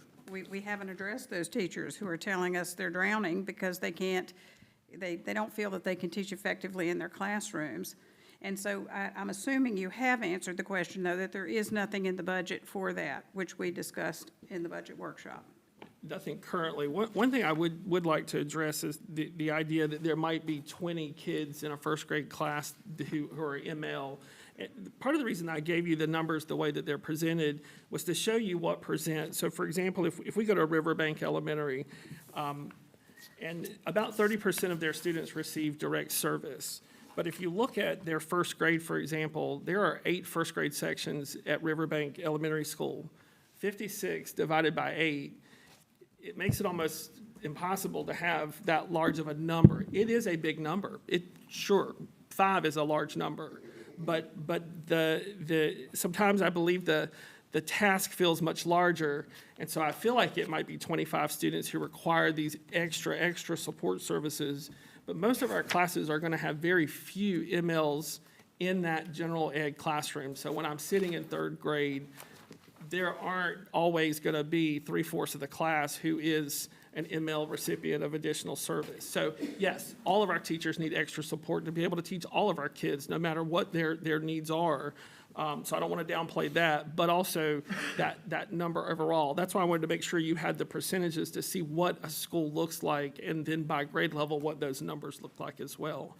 Okay, so like, for instance, on this, like Riverbank first grade, when it says direct services 56, does anything on here indicate for us the number of classroom sections we're talking about? Or is it 56 total students? It's 56 total in first grade. Okay, And those are but- divided by 8 classrooms. is everything 8 classrooms? Just at Riverbank, that was the only example I gave. Okay, but what I'm saying is, does this anywhere on here tell us the number of classrooms that it's being divided by? See, because all I'm seeing is, like at Riverbank, it's 79-1. I don't have any way of knowing how many classes there are within the second grade, for instance. So that is actually in the supplemental materials that we gave you at the workshop. There is a list of by school, Okay. how many sections that each grade level has. So that information is in your workshop notebook. Okay. Well, let me just say that I, just based on people calling me, teachers, there are teachers who feel that they need more support with language help. And so I just want that known, that we're making an effort at that. Mr. Chair, on that report that Ms. Burkett is talking about, direct services versus monitored services, is that like levels 1, 2, and 3 versus 4 and 5? Yes, yes. So the lowest level, and make sure I get my numbers right, where's Ms. Quickle? There she is. Right here. If I'm a 0, 1, 2, I have the most significant need and therefore require those significant direct services. If I'm a 4 or 5 or a 9, I require less to none. Right. As an English speaker, you exit, as of last year, you exited a 4.4. Okay. Only. Prior to that, it required a 4 in each of the domains, but as of last year, if I'm a 4.5, I have exited ML services, which means by the state criteria, I have demonstrated English proficiency, and content related. So in this column, direct services, that's 0, 1, and 2? So that's, there's no 0, it's 1 Okay. to 4.4. Those are all direct. Correct. Those are all direct services, but those models and how we serve students, the state says we have to serve them. It's up to districts to determine what that looks like. And so for us, a student that is obviously a lower proficiency should get more number of minutes per week of instruction. So that would be the goal.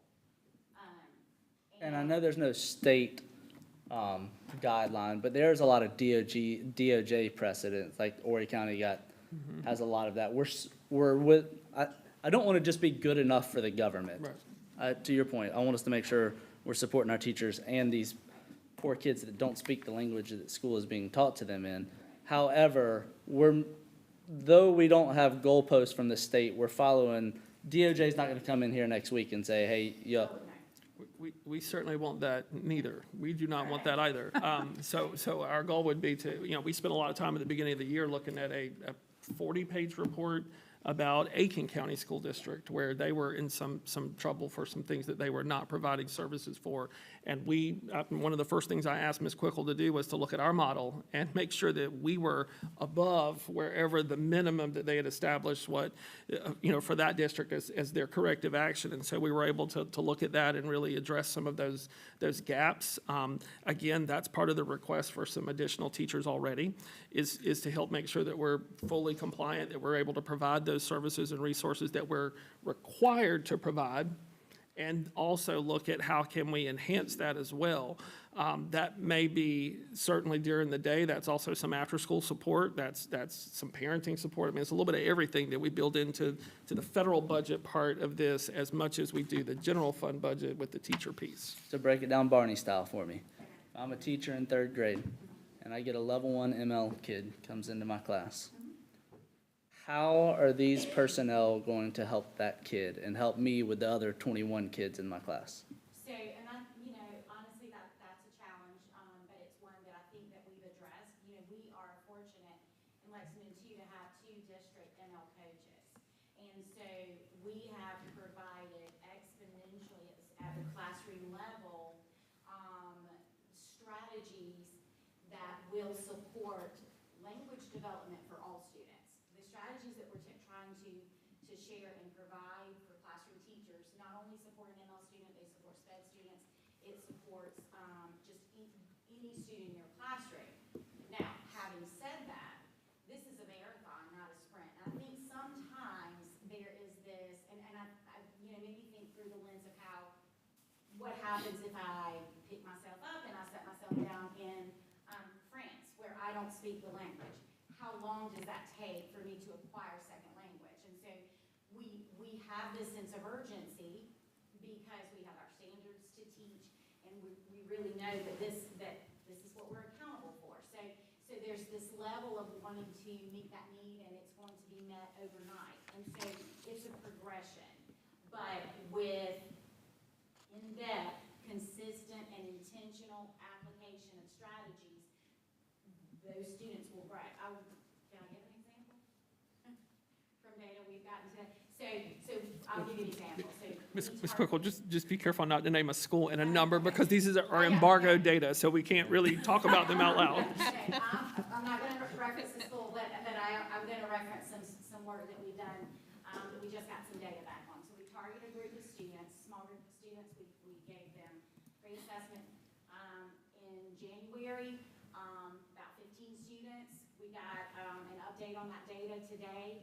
There were 14 students of the 15 that exponentially improved in writing. And so the data is showing that if we are intentional and strategic, then the results will speak for themselves. And so then you look at reading, we've looked at each of those domains. And so the majority of the students in that particular group, there may be 2 students in a group that might be read for reading, but of those goals, and that was based on their previous year's proficiency score. I don't think any student increased less than 1 point. So for a student to move, Over what time period? Over that? since January. Now, the challenge with that is I have 21 students in my class. Right. And so I think that is some of probably the conversations that you're hearing, because it does take, it takes time, but I am confident that we do have the supports to come alongside teachers. We've been working with teachers this year on planning, co-planning, like side by side with every level of teacher. Sometimes it's a matter of opening the door because it feels like one more thing, and we don't want that. So we're trying to blend that. But I do think that LexingtonTwo offers a great deal of support. But in fairness to our teachers, our influx came quickly, and so we are making gains, and I think that we will continue to see that. To speak a little bit to the translators in the classroom, that's a challenge simply because the language of instruction for the state of South Carolina is English. And so in order for us to expand their English abilities, we've got to meet them where they are with the language and kind of scaffold it from there. So to best support them, we've got to kind of chunk that language in English, provide them the supports in their native language. And I'm gonna be honest with you, we've done a lot of work with teachers this year too on how to use strategically AI resources that will literally say, do this for this student. I have a level 1 student, this is the social studies unit, this is the topic, this is my essential, please create me a lesson plan. And it will spit right out. So we're trying to give them more resources, but I do think it's a matter of continuing to develop the supports. And our services look different for each student, just to speak a little bit to that. We have students that we pull out. We have what's called a sheltered instruction general classroom where we have our teachers trained in sheltered instruction strategies, which is for language development through content. We have a push-in model. So we have immersion. So we have a variety of service models that really speak to the needs of different levels of students. The challenge that we've had, and Congaree might be the perfect example. It's like sometimes playing whack-a-mole. Congaree last year had maybe 30 kids less. And so this year, they grew exponentially. And a lot of those are lower proficiency students. And that comes with a challenge. And so we continue to meet the needs. And I do feel like we have a strong ML team that works with the gen ed teachers. And we also have coaches that do support. So I think that we're headed in the right direction. What we have do is to provide opportunities to go in and support teachers and meet them where they are, whether it be through co-teaching, whether it be through co-planning. And again, we've also talked about some additional programming that we'd like to consider for next year. So trying to be thinking out of the box on what that looks like to address the concerns that you are hearing.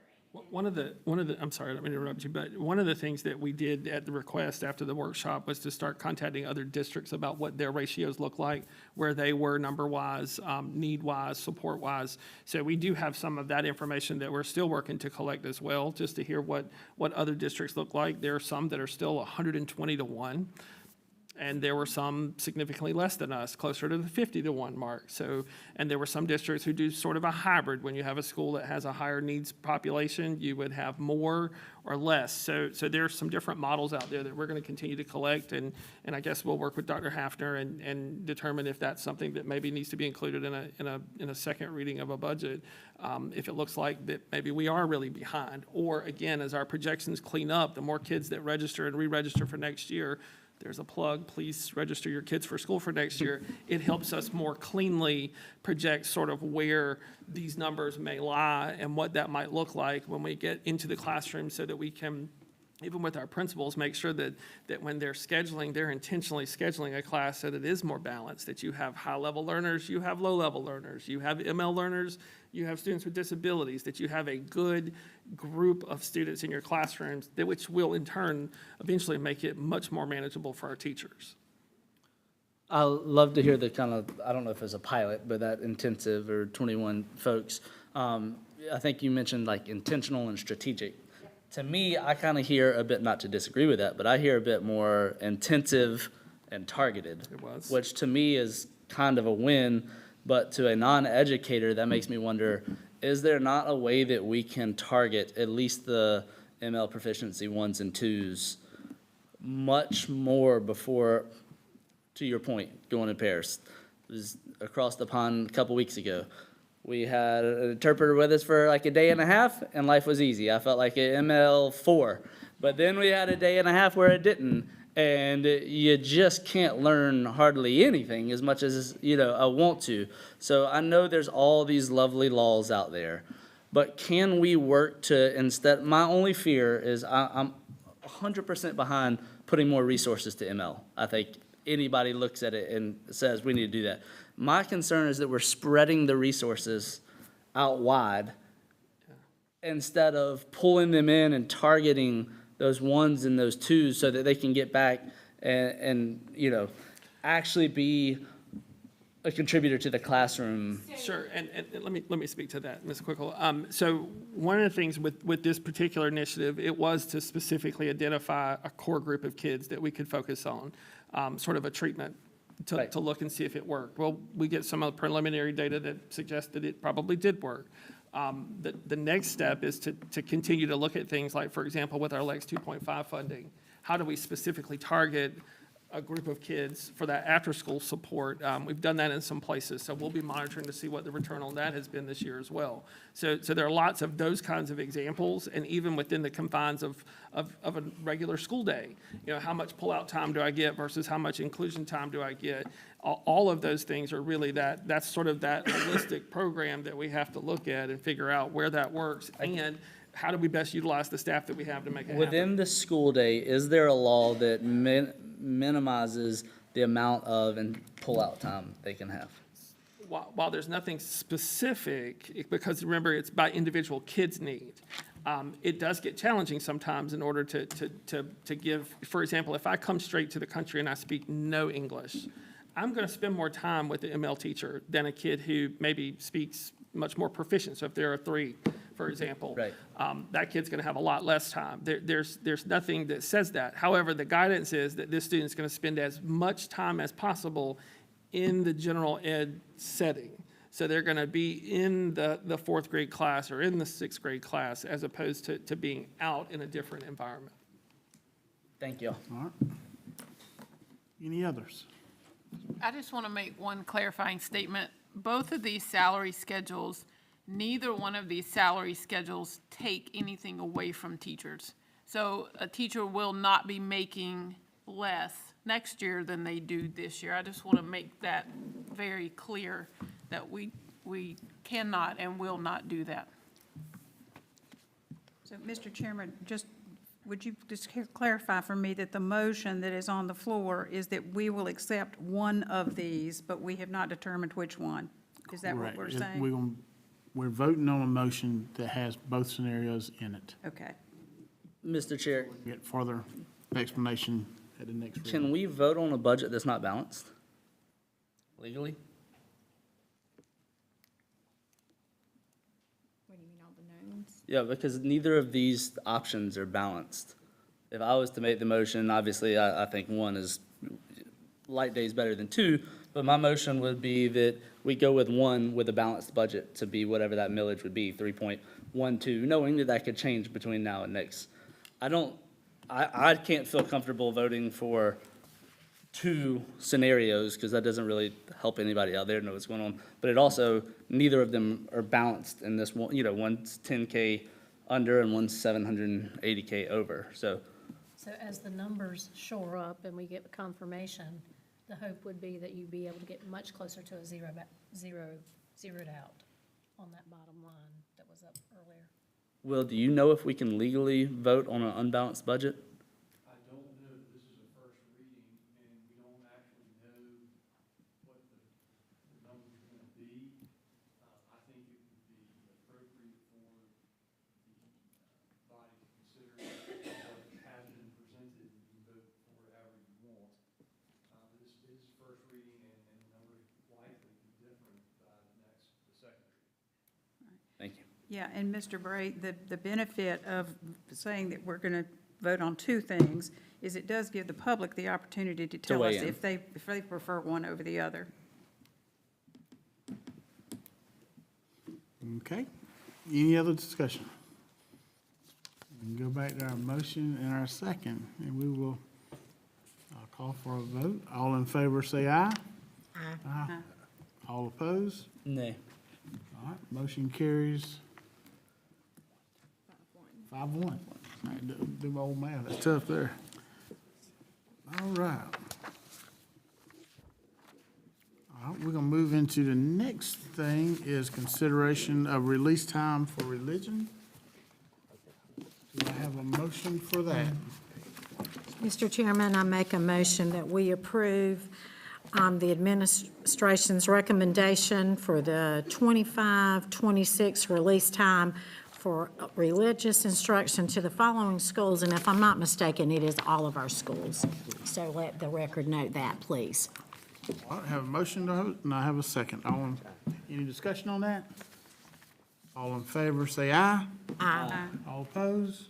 Motion carries. All right, we're gonna move over to consideration of proposed revisions to board policy IKE. Mr. Chairman, I make a motion that we approve the administration's recommendations for the proposed revisions to board policy IKE, promotion and retention of students. Have a motion, do I have a second? Second. Have a second. All right, any discussion? Mr. Chair, I don't overly have an issue one way or the other, but why, was this a model policy that came through? Why did we get this? I just saw it today. We want to be in alignment with state requirements for promotion, and our previous policy, when it changed, we did not update our policy right away, and it needs to be updated to align with the state. So right now, if we don't vote on this, we're out of alignment with state D. Thank you. Any more discussion? Well, yeah, I have a question, because this policy has been in effect for years and years and years. And I asked for the information. It states in here that parents have to be informed by the last interim if their children are in danger of being held back, for the lack of a better word. And the information that I got is that this year there were almost 400 sets of parents who were given that information. But in the previous year, we only retained 20 students. So it's 0.05% of the students that we said were in danger that were actually held back. And it's a little hard for me to imagine that 9.95% of them, 99.95% of them actually mastered the grade level curriculum in that little short period of time between the last interim and the end of the school year. I mean, I can see where that might be possible for a high school student, but it's hard for me to imagine that a third grade student accomplishes that. So how do we resolve that, and how does that fit together with the fact that we've only got about 30% of kids who are functioning on grade level? How does that all fit together? So there are a number of things in that. The policy also speaks to that promotion for a grade is not the only reason for a promotion of a student or even a placement into the next grade level. If I'm a student with a disability, that's going to be decided by an IEP team. If I'm an ML kid, that's going to be decided by the support team in place.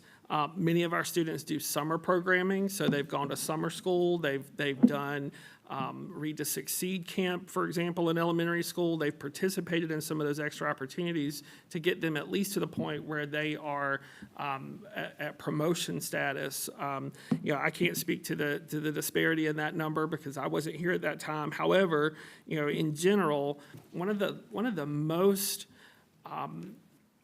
greatest reasons for a student to become a dropout. It's almost 95% that a student is more likely to drop out if they are retained after first grade. One-time retention, they're almost 95% more likely to be a dropout. And so retention is always the very last option.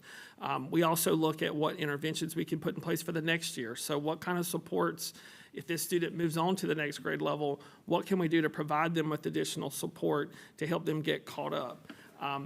Students who are retained, research study after research study for the last 45, 50 years have said that keeping that kid back ought to be the last possible no reserve option, because by allowing them to sit another year and experience the same thing, there's no guarantee that they're going to get it a second time. There may be something larger, there may be something more intense. So that is probably why you don't see those numbers match, and likely we'll never see those numbers match when we look at where a student's performing versus what that retention looked like or any of that kind of piece.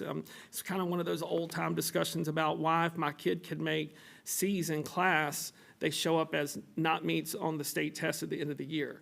Well, there's a disparity between what I grade as a teacher when I see your face in class versus what I sometimes score when I don't see your face. So the computer doesn't know the kid's face, but the teacher does, and they're building in those opportunities to help that kid be successful so they can matriculate on. Well, that all makes sense to me, but I will say this, that if you look at the numbers for our district overall, first grade moving up through fifth grade, their performance drops down and drops down and drops down. And I just think that the reason is because the foundation isn't there. They're behind in the first grade, they go to the second grade, they're more behind, they keep going. And our pattern in our school district is that by the time they get to fifth grade, we have a bunch of kids that are vastly underperforming. And my concern is the student. If you have a little fifth grader who is reading on a second grade 6-month level, they don't want to read in front of the class. They can't keep up with the math work because they can't read the word problems.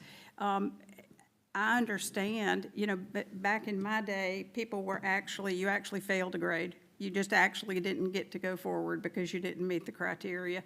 And that was a terrible thing for students. People hated it and their parents hated it. But in point of fact, there has to be some accountability where we say you can't just let students keep being behind. And our numbers speak to that overall in the whole district.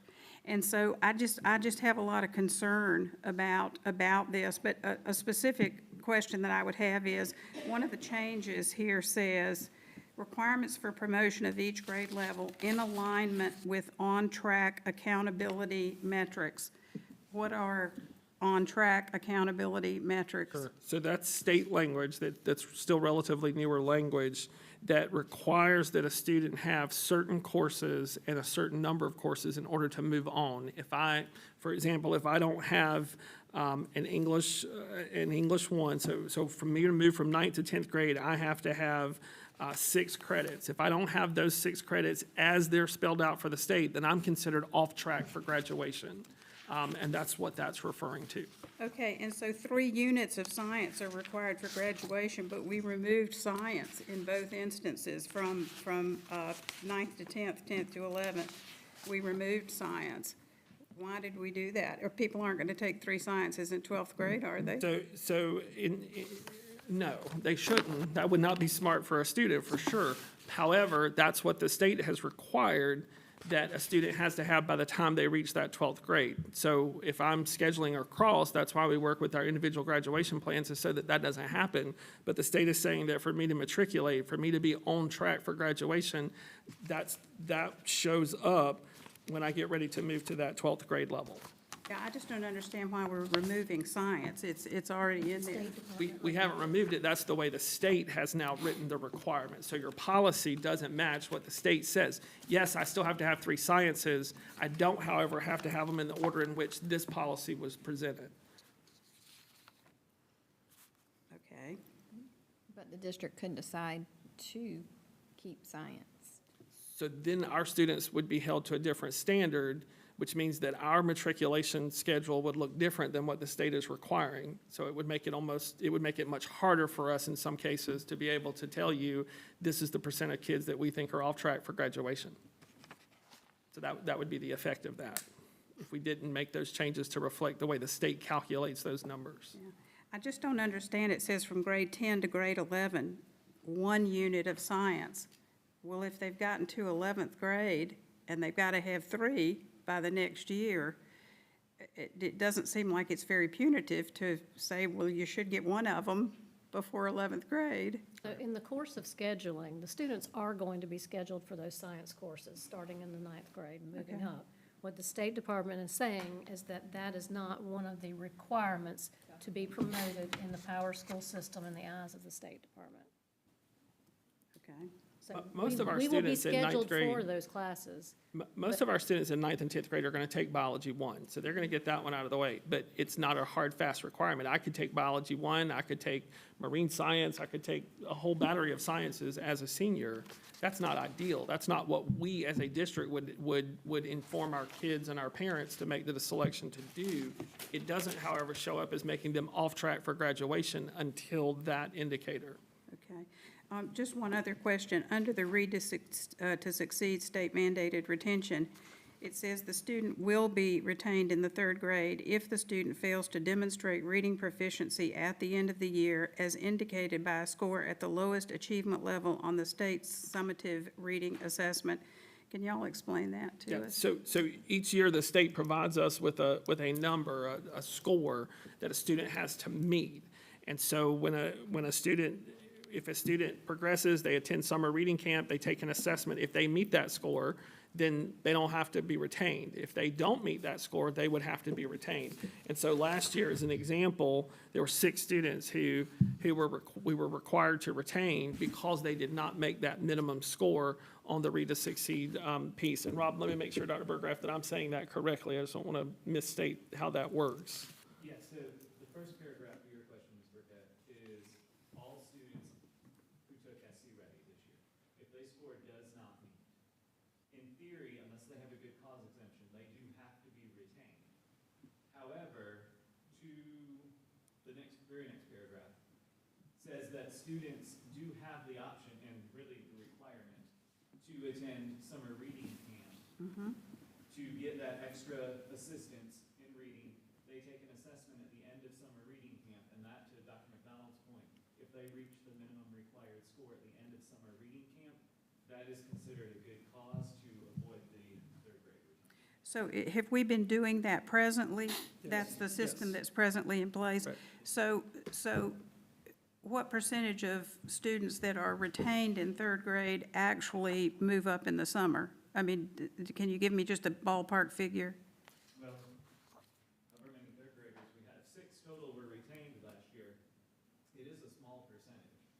Now, I also don't want to give a false impression. When the state sets a minimum score, it is truly that. It is a minimum score to to move forward. It does not mean that they are proficient readers to move on to fourth grade, but they have satisfied the minimum requirement that the state holds to promote.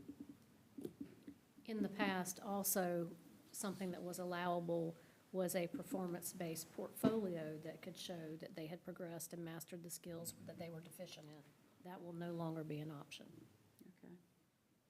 And I will say, our schools have worked very hard to lower that number that have to go to summer reading camp.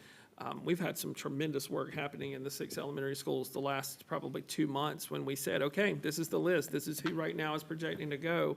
What are we going to do about it? And our schools really stepped up and did some great work to help minimize that number that are required to attend. But most importantly, the kids replied and made that minimum score, many of them exceeding it when they were given another assessment in order to not have to go to summer reading camp. So, there's another opportunity for us to do that later as well. Right. I am alarmed, though, by what you just said, which is that doesn't mean they're ready for fourth grade. And that's the state standard that we're talking about. That's not up to us. But, I mean, that's rather alarming. And that speaks to the fact that our numbers go down and down and down through fifth grade. So. Mr. Chair, I completely get what Ms. Burkett is saying, and I've never been trained in all this world, so my concern, less on pedagogy and all that fun stuff and retaining and et cetera, my concern is that we have a policy that we can't follow. That is not fair for us to set a policy that y'all can't follow. And if I look at it, I'll accept that I should have looked at this at some other time in my years sitting here, but if I look at grades 3 through 5, it says to be promoted from one grade to the next, the student must earn a passing grade. All our elementaries use 1 through 4 now. A quick Google tells me that passing is a 3 or a 4. Our 1 through 4s on our grades, I brought it up, I think, 2 meetings ago, and our 1 through 4s in MAP/SHE Ready don't merge. Maybe this is why, but if so, are we setting the kids up for failure in the long term by not having those mash? Or are we setting y'all up for failure by forcing you into a spot where it's probably best for this kid to move forward, but they're not meeting this policy, so we're just gonna operate in gray. Like, I don't want us giving y'all an area of gray. That's kind of like the two. Number one is, are we doing what's best for the kid? So I'm sure that's way bigger than trying to answer right now, but it's something that I'm concerned on. And when did this state policy change that was making us update this? Was it recent, or was it a while back? Within the last year. Yeah, it's fairly recent. It's a rolling implementation. So they started with the freshman class 2 years ago. I don't want to change the motion, and this is first reading, right? Tonight, the request is to get us compliant with that high school piece. Dr. Hafner, if the board wanted to revisit that at some point, the other language, there are some other parts that, if you all decided to revisit. Is this first reading? What was the motion? It was to approve it, the revisions. Can we, so the motion needs to be first and second reading. And what is it? It's not on here. It's not Usually on the we list, put though. first reading. We can't just approve on a policy without first and second reading, but we can combine first and second reading. We can. Does anybody know what the motion says right now? The motion I said To accept the policy. to accept the policy as presented. I move to amend the motion to say we accept a first reading of IKE, and then stop. And then my request of y'all, if that amendment goes through, is that between now and the next month, we get a little bit more adjustment to all of IKE, because I don't feel comfortable giving you amended IKE that still leaves some really big, probably even legal gaps on how y'all are enforcing this policy. So my motion is to amend the motion to say first reading. Okay, second, but what I was going to say is it also would be useful to hear from the public about this issue. I mean, I really would like to know what people think about retention versus not retention and et cetera. The discussion portion. I have a question. If we looked at other school districts, would we see a policy exactly like this, or did we just take the wording from the state and make it our policy, or do we take and I'm new, I'm sorry, or do we just take the actions that the state required and put it in our own wording? I'm a little confused. I would venture to tell you that the original policy came from a model policy provided by the School Boards Association, and when legislation changes, we have to adapt our policy to change with it. That high school piece is a have to. That's not a like to. Are we okay to wait till next month for the second reading, or is there any time, I guess as long as, are we okay to do that? I have a question. Okay.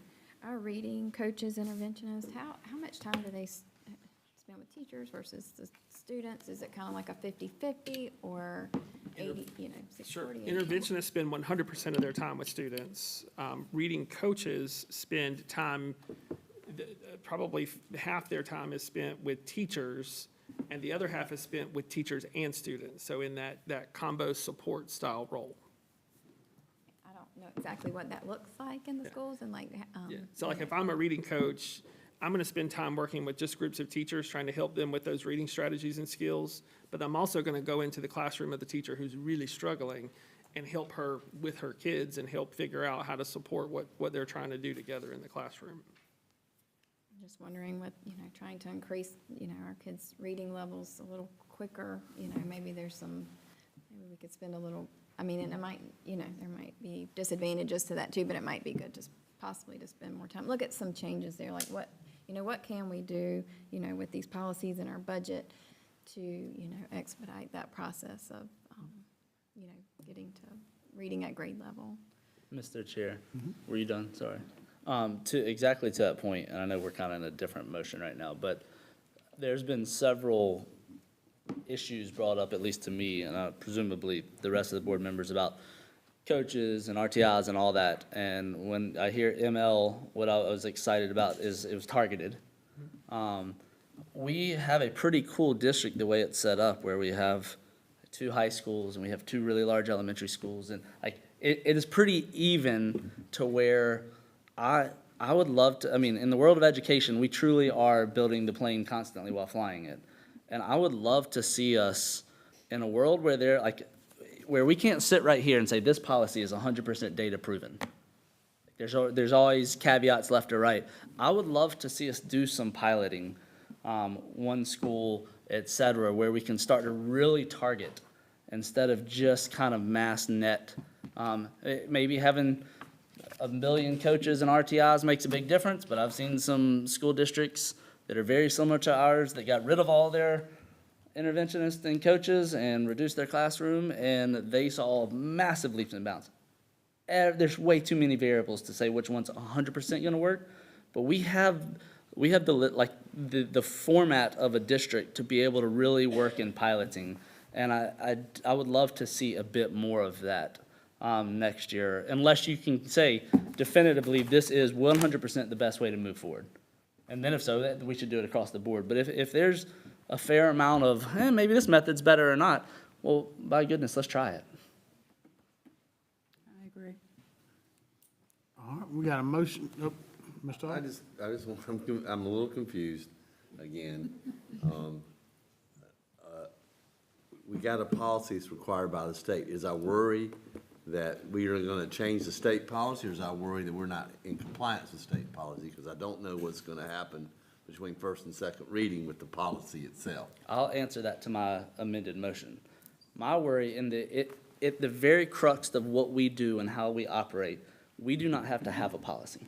If there's a statute, if the state legislature has written a rule, or if the SDE has something out there, we do not have to regurgitate that. However, we can't have something that is against it, just like the state can't go against the federal world unless it's, a marijuana law. But outside of that, we can't usurp their law or change it. We can just add to it. So my concern, I get us trying to add to it or regurgitate it so that we're in compliance. But if at the same time we're passing this policy to be in compliance, we could just get rid of it, then I don't want the policy to have stuff that our administration and our teachers can't actually enforce. We're setting either teachers up for failure, kids up for failure, administration for failure, or all three. So what's- my concern is if this came through several months ago, there's no urgency.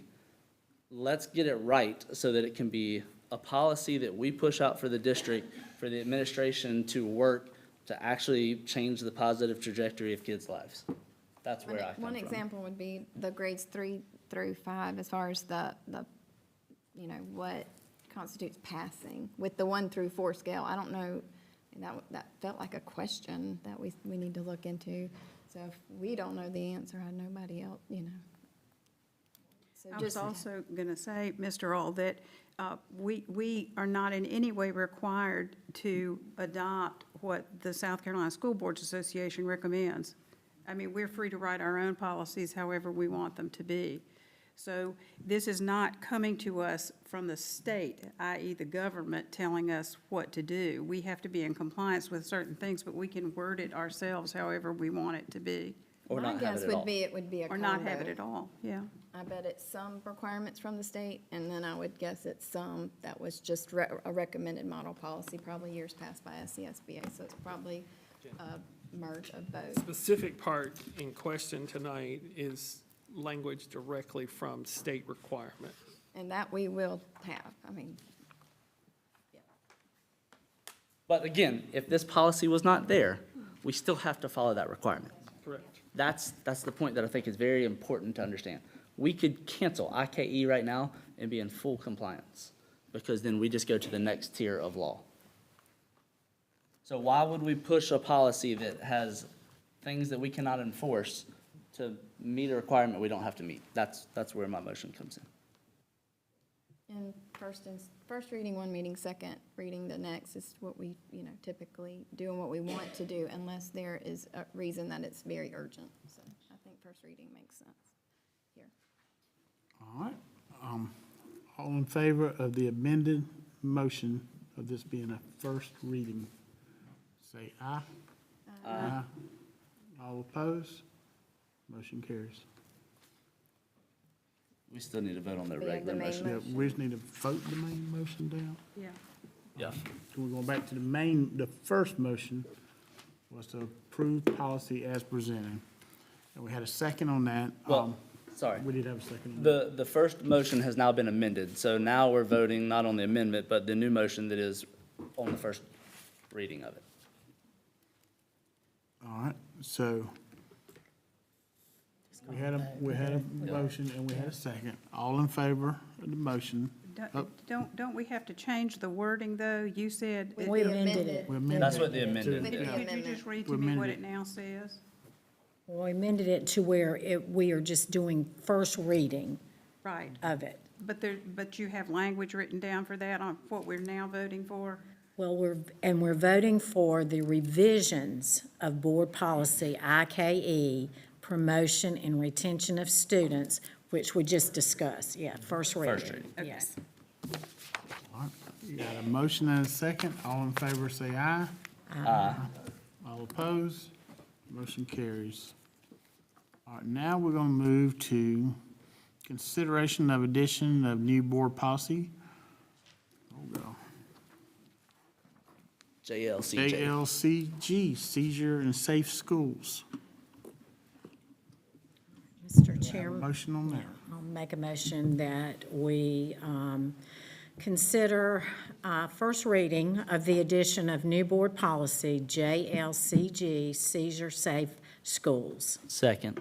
All right, had a motion and a second. Any discussion?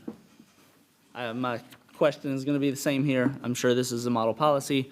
Obviously, there's federal statute and state statute that cover this. I didn't look into it. Does our policy say something different than federal or state statute? This policy was lifted right out of the state regs for. It's actually a new policy. It is, Yeah, effective July 1st. we have to have in place. Right out of the state reg. State reg 5910-215. We're okay to do first reading and then second in June. What did you say? I think so.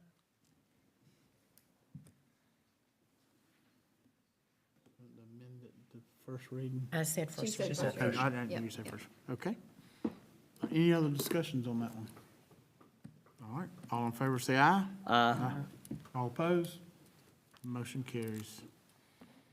All right, next one is consideration of proposed revisions to board policy JLCD, assisting students with medications and other health needs. Mr. Chairman, I make a motion that we approve consideration of proposed revision to board policy JLCD, assisting students with medication and other health needs, first reading. Second.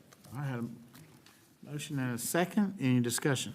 Ms. Burkett? On the second page of this, under proposed changes, it says, including the administration of medication and training requirements for school personnel with direct contact information will be provided to additional personnel on recognizing signs and symptoms associated with specific medical conditions.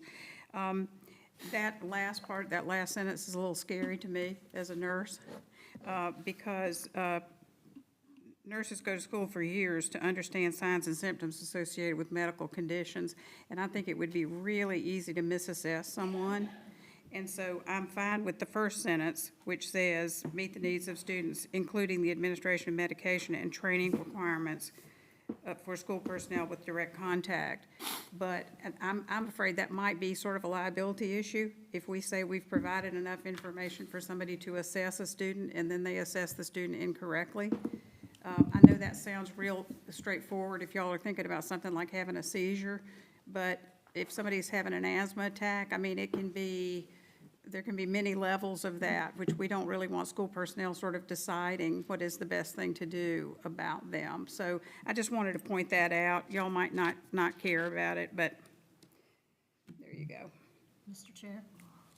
If you scroll down to the proposed changes at the end, that's part of what came out of the regs 596380, that it basically is a hold harmless on that particular addressing of the medical needs if the parent has signed off on it in an IHP or something like that. To make it Barney style for a non-medical person, that means that we're going to teach people how to recognize seizures? Yes, we have to. That training's required. I get the whole purpose of it, and I will vote for it, but I do wish that the verbiage that was changed just kept it to seizures. That way we're not trying to train the average teacher and expecting them, yeah, we're holding the district harmless, but is that putting more pressure on a teacher to now have to know how to recognize any signs of any kid with IHP? Yeah, and actually, Dr. Hafner, if you will look at that hold harmless, it says arising out of self-monitoring, self-administration of medication, or administration of medication. Yes. It doesn't say anything about diagnosing anybody. No, those are for the students who are allowed to self-medicate. I understand, but what I'm saying is that does not address this question that I was concerned about, misassessing someone. The district, there's nothing to indicate that the district is being held harmless for a judgment that somebody makes about something, so. And what I could include for you all are those particular state regs where it was lifted from, and we can have further discussion if there are any concerns. And I can say this too, regarding this. You turned it off. I'm sorry. There you go. Regarding this, the Seizure Safe Schools Act, it's resulting from Act number 128, and we are very fortunate that we have RNs in all of our schools, and this diagnosing is not in a vacuum. The requirement is that anyone who works with a student who has an individual health plan must be advised of what's in it and must be trained in the recognition of epilepsy and seizure disorders and so forth under the direction of the school nurse. So that particular part of replying to this requirement is pretty much an administrative rule. In other words, how are you going to roll this out, and how, what is the accountability? So just so that you know that in a nutshell. Well, could we add that where we say be provided to additional personnel on recognizing signs and symptoms associated with specific medical conditions under the supervision of a registered nurse? Which is under the supervision of the lead nurse, which is under the supervision of the lead nurse consultant. So yes, ma'am. Yeah, I think that would give us a little bit more cover, because this really sounds like you could be teaching a bus driver It to does. recognize something, and there's no nurse on there. Right. So, Yes, of course. All right, we had a motion and a second. With no more discussion, all in favor say aye. Aye. All opposed? All right, motion carries. On that motion, I know we voted for the first reading, but will the administration look to add that verbiage? Sure. Okay. Gracias. All right, and that moves us down to consideration of student travel requests. Airport High School JROTC students to attend JCLC summer camp at Fort Jackson, June 8th through 13th, 2025. Do I have a motion? Yeah, and Mr. Chairman, I believe we actually had one added. Am I correct at the last minute? There's two. Yeah, I know. So I'm gonna make a motion that we accept the Airport High School request for the JROTC cadet to the Leadership Challenge Summer Camp, and that we also approve the boys golf team student on Sunday, the 18th through Tuesday, May 20th at Cross Creek Plantation in Seneca. Got a motion and a second. All in favor, say aye. Aye. All opposed? Motion carries. And bless y'all for staying with us tonight. We are moving to announcements.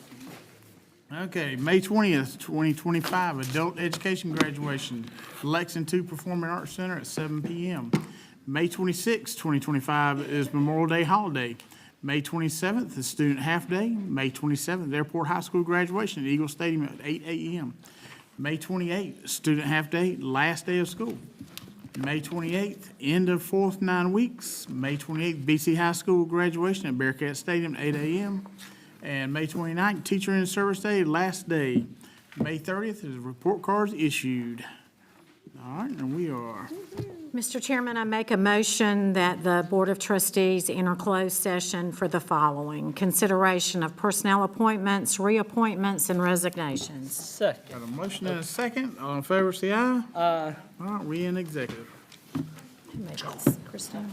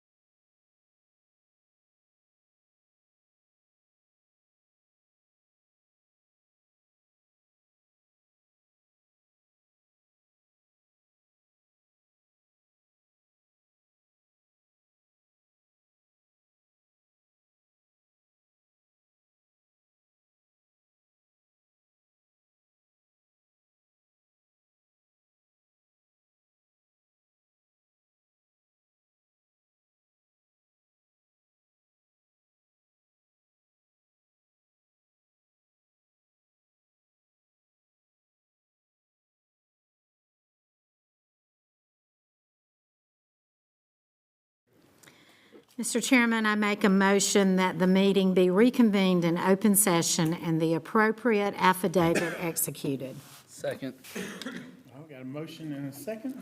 All in favor, say aye. Motion carries.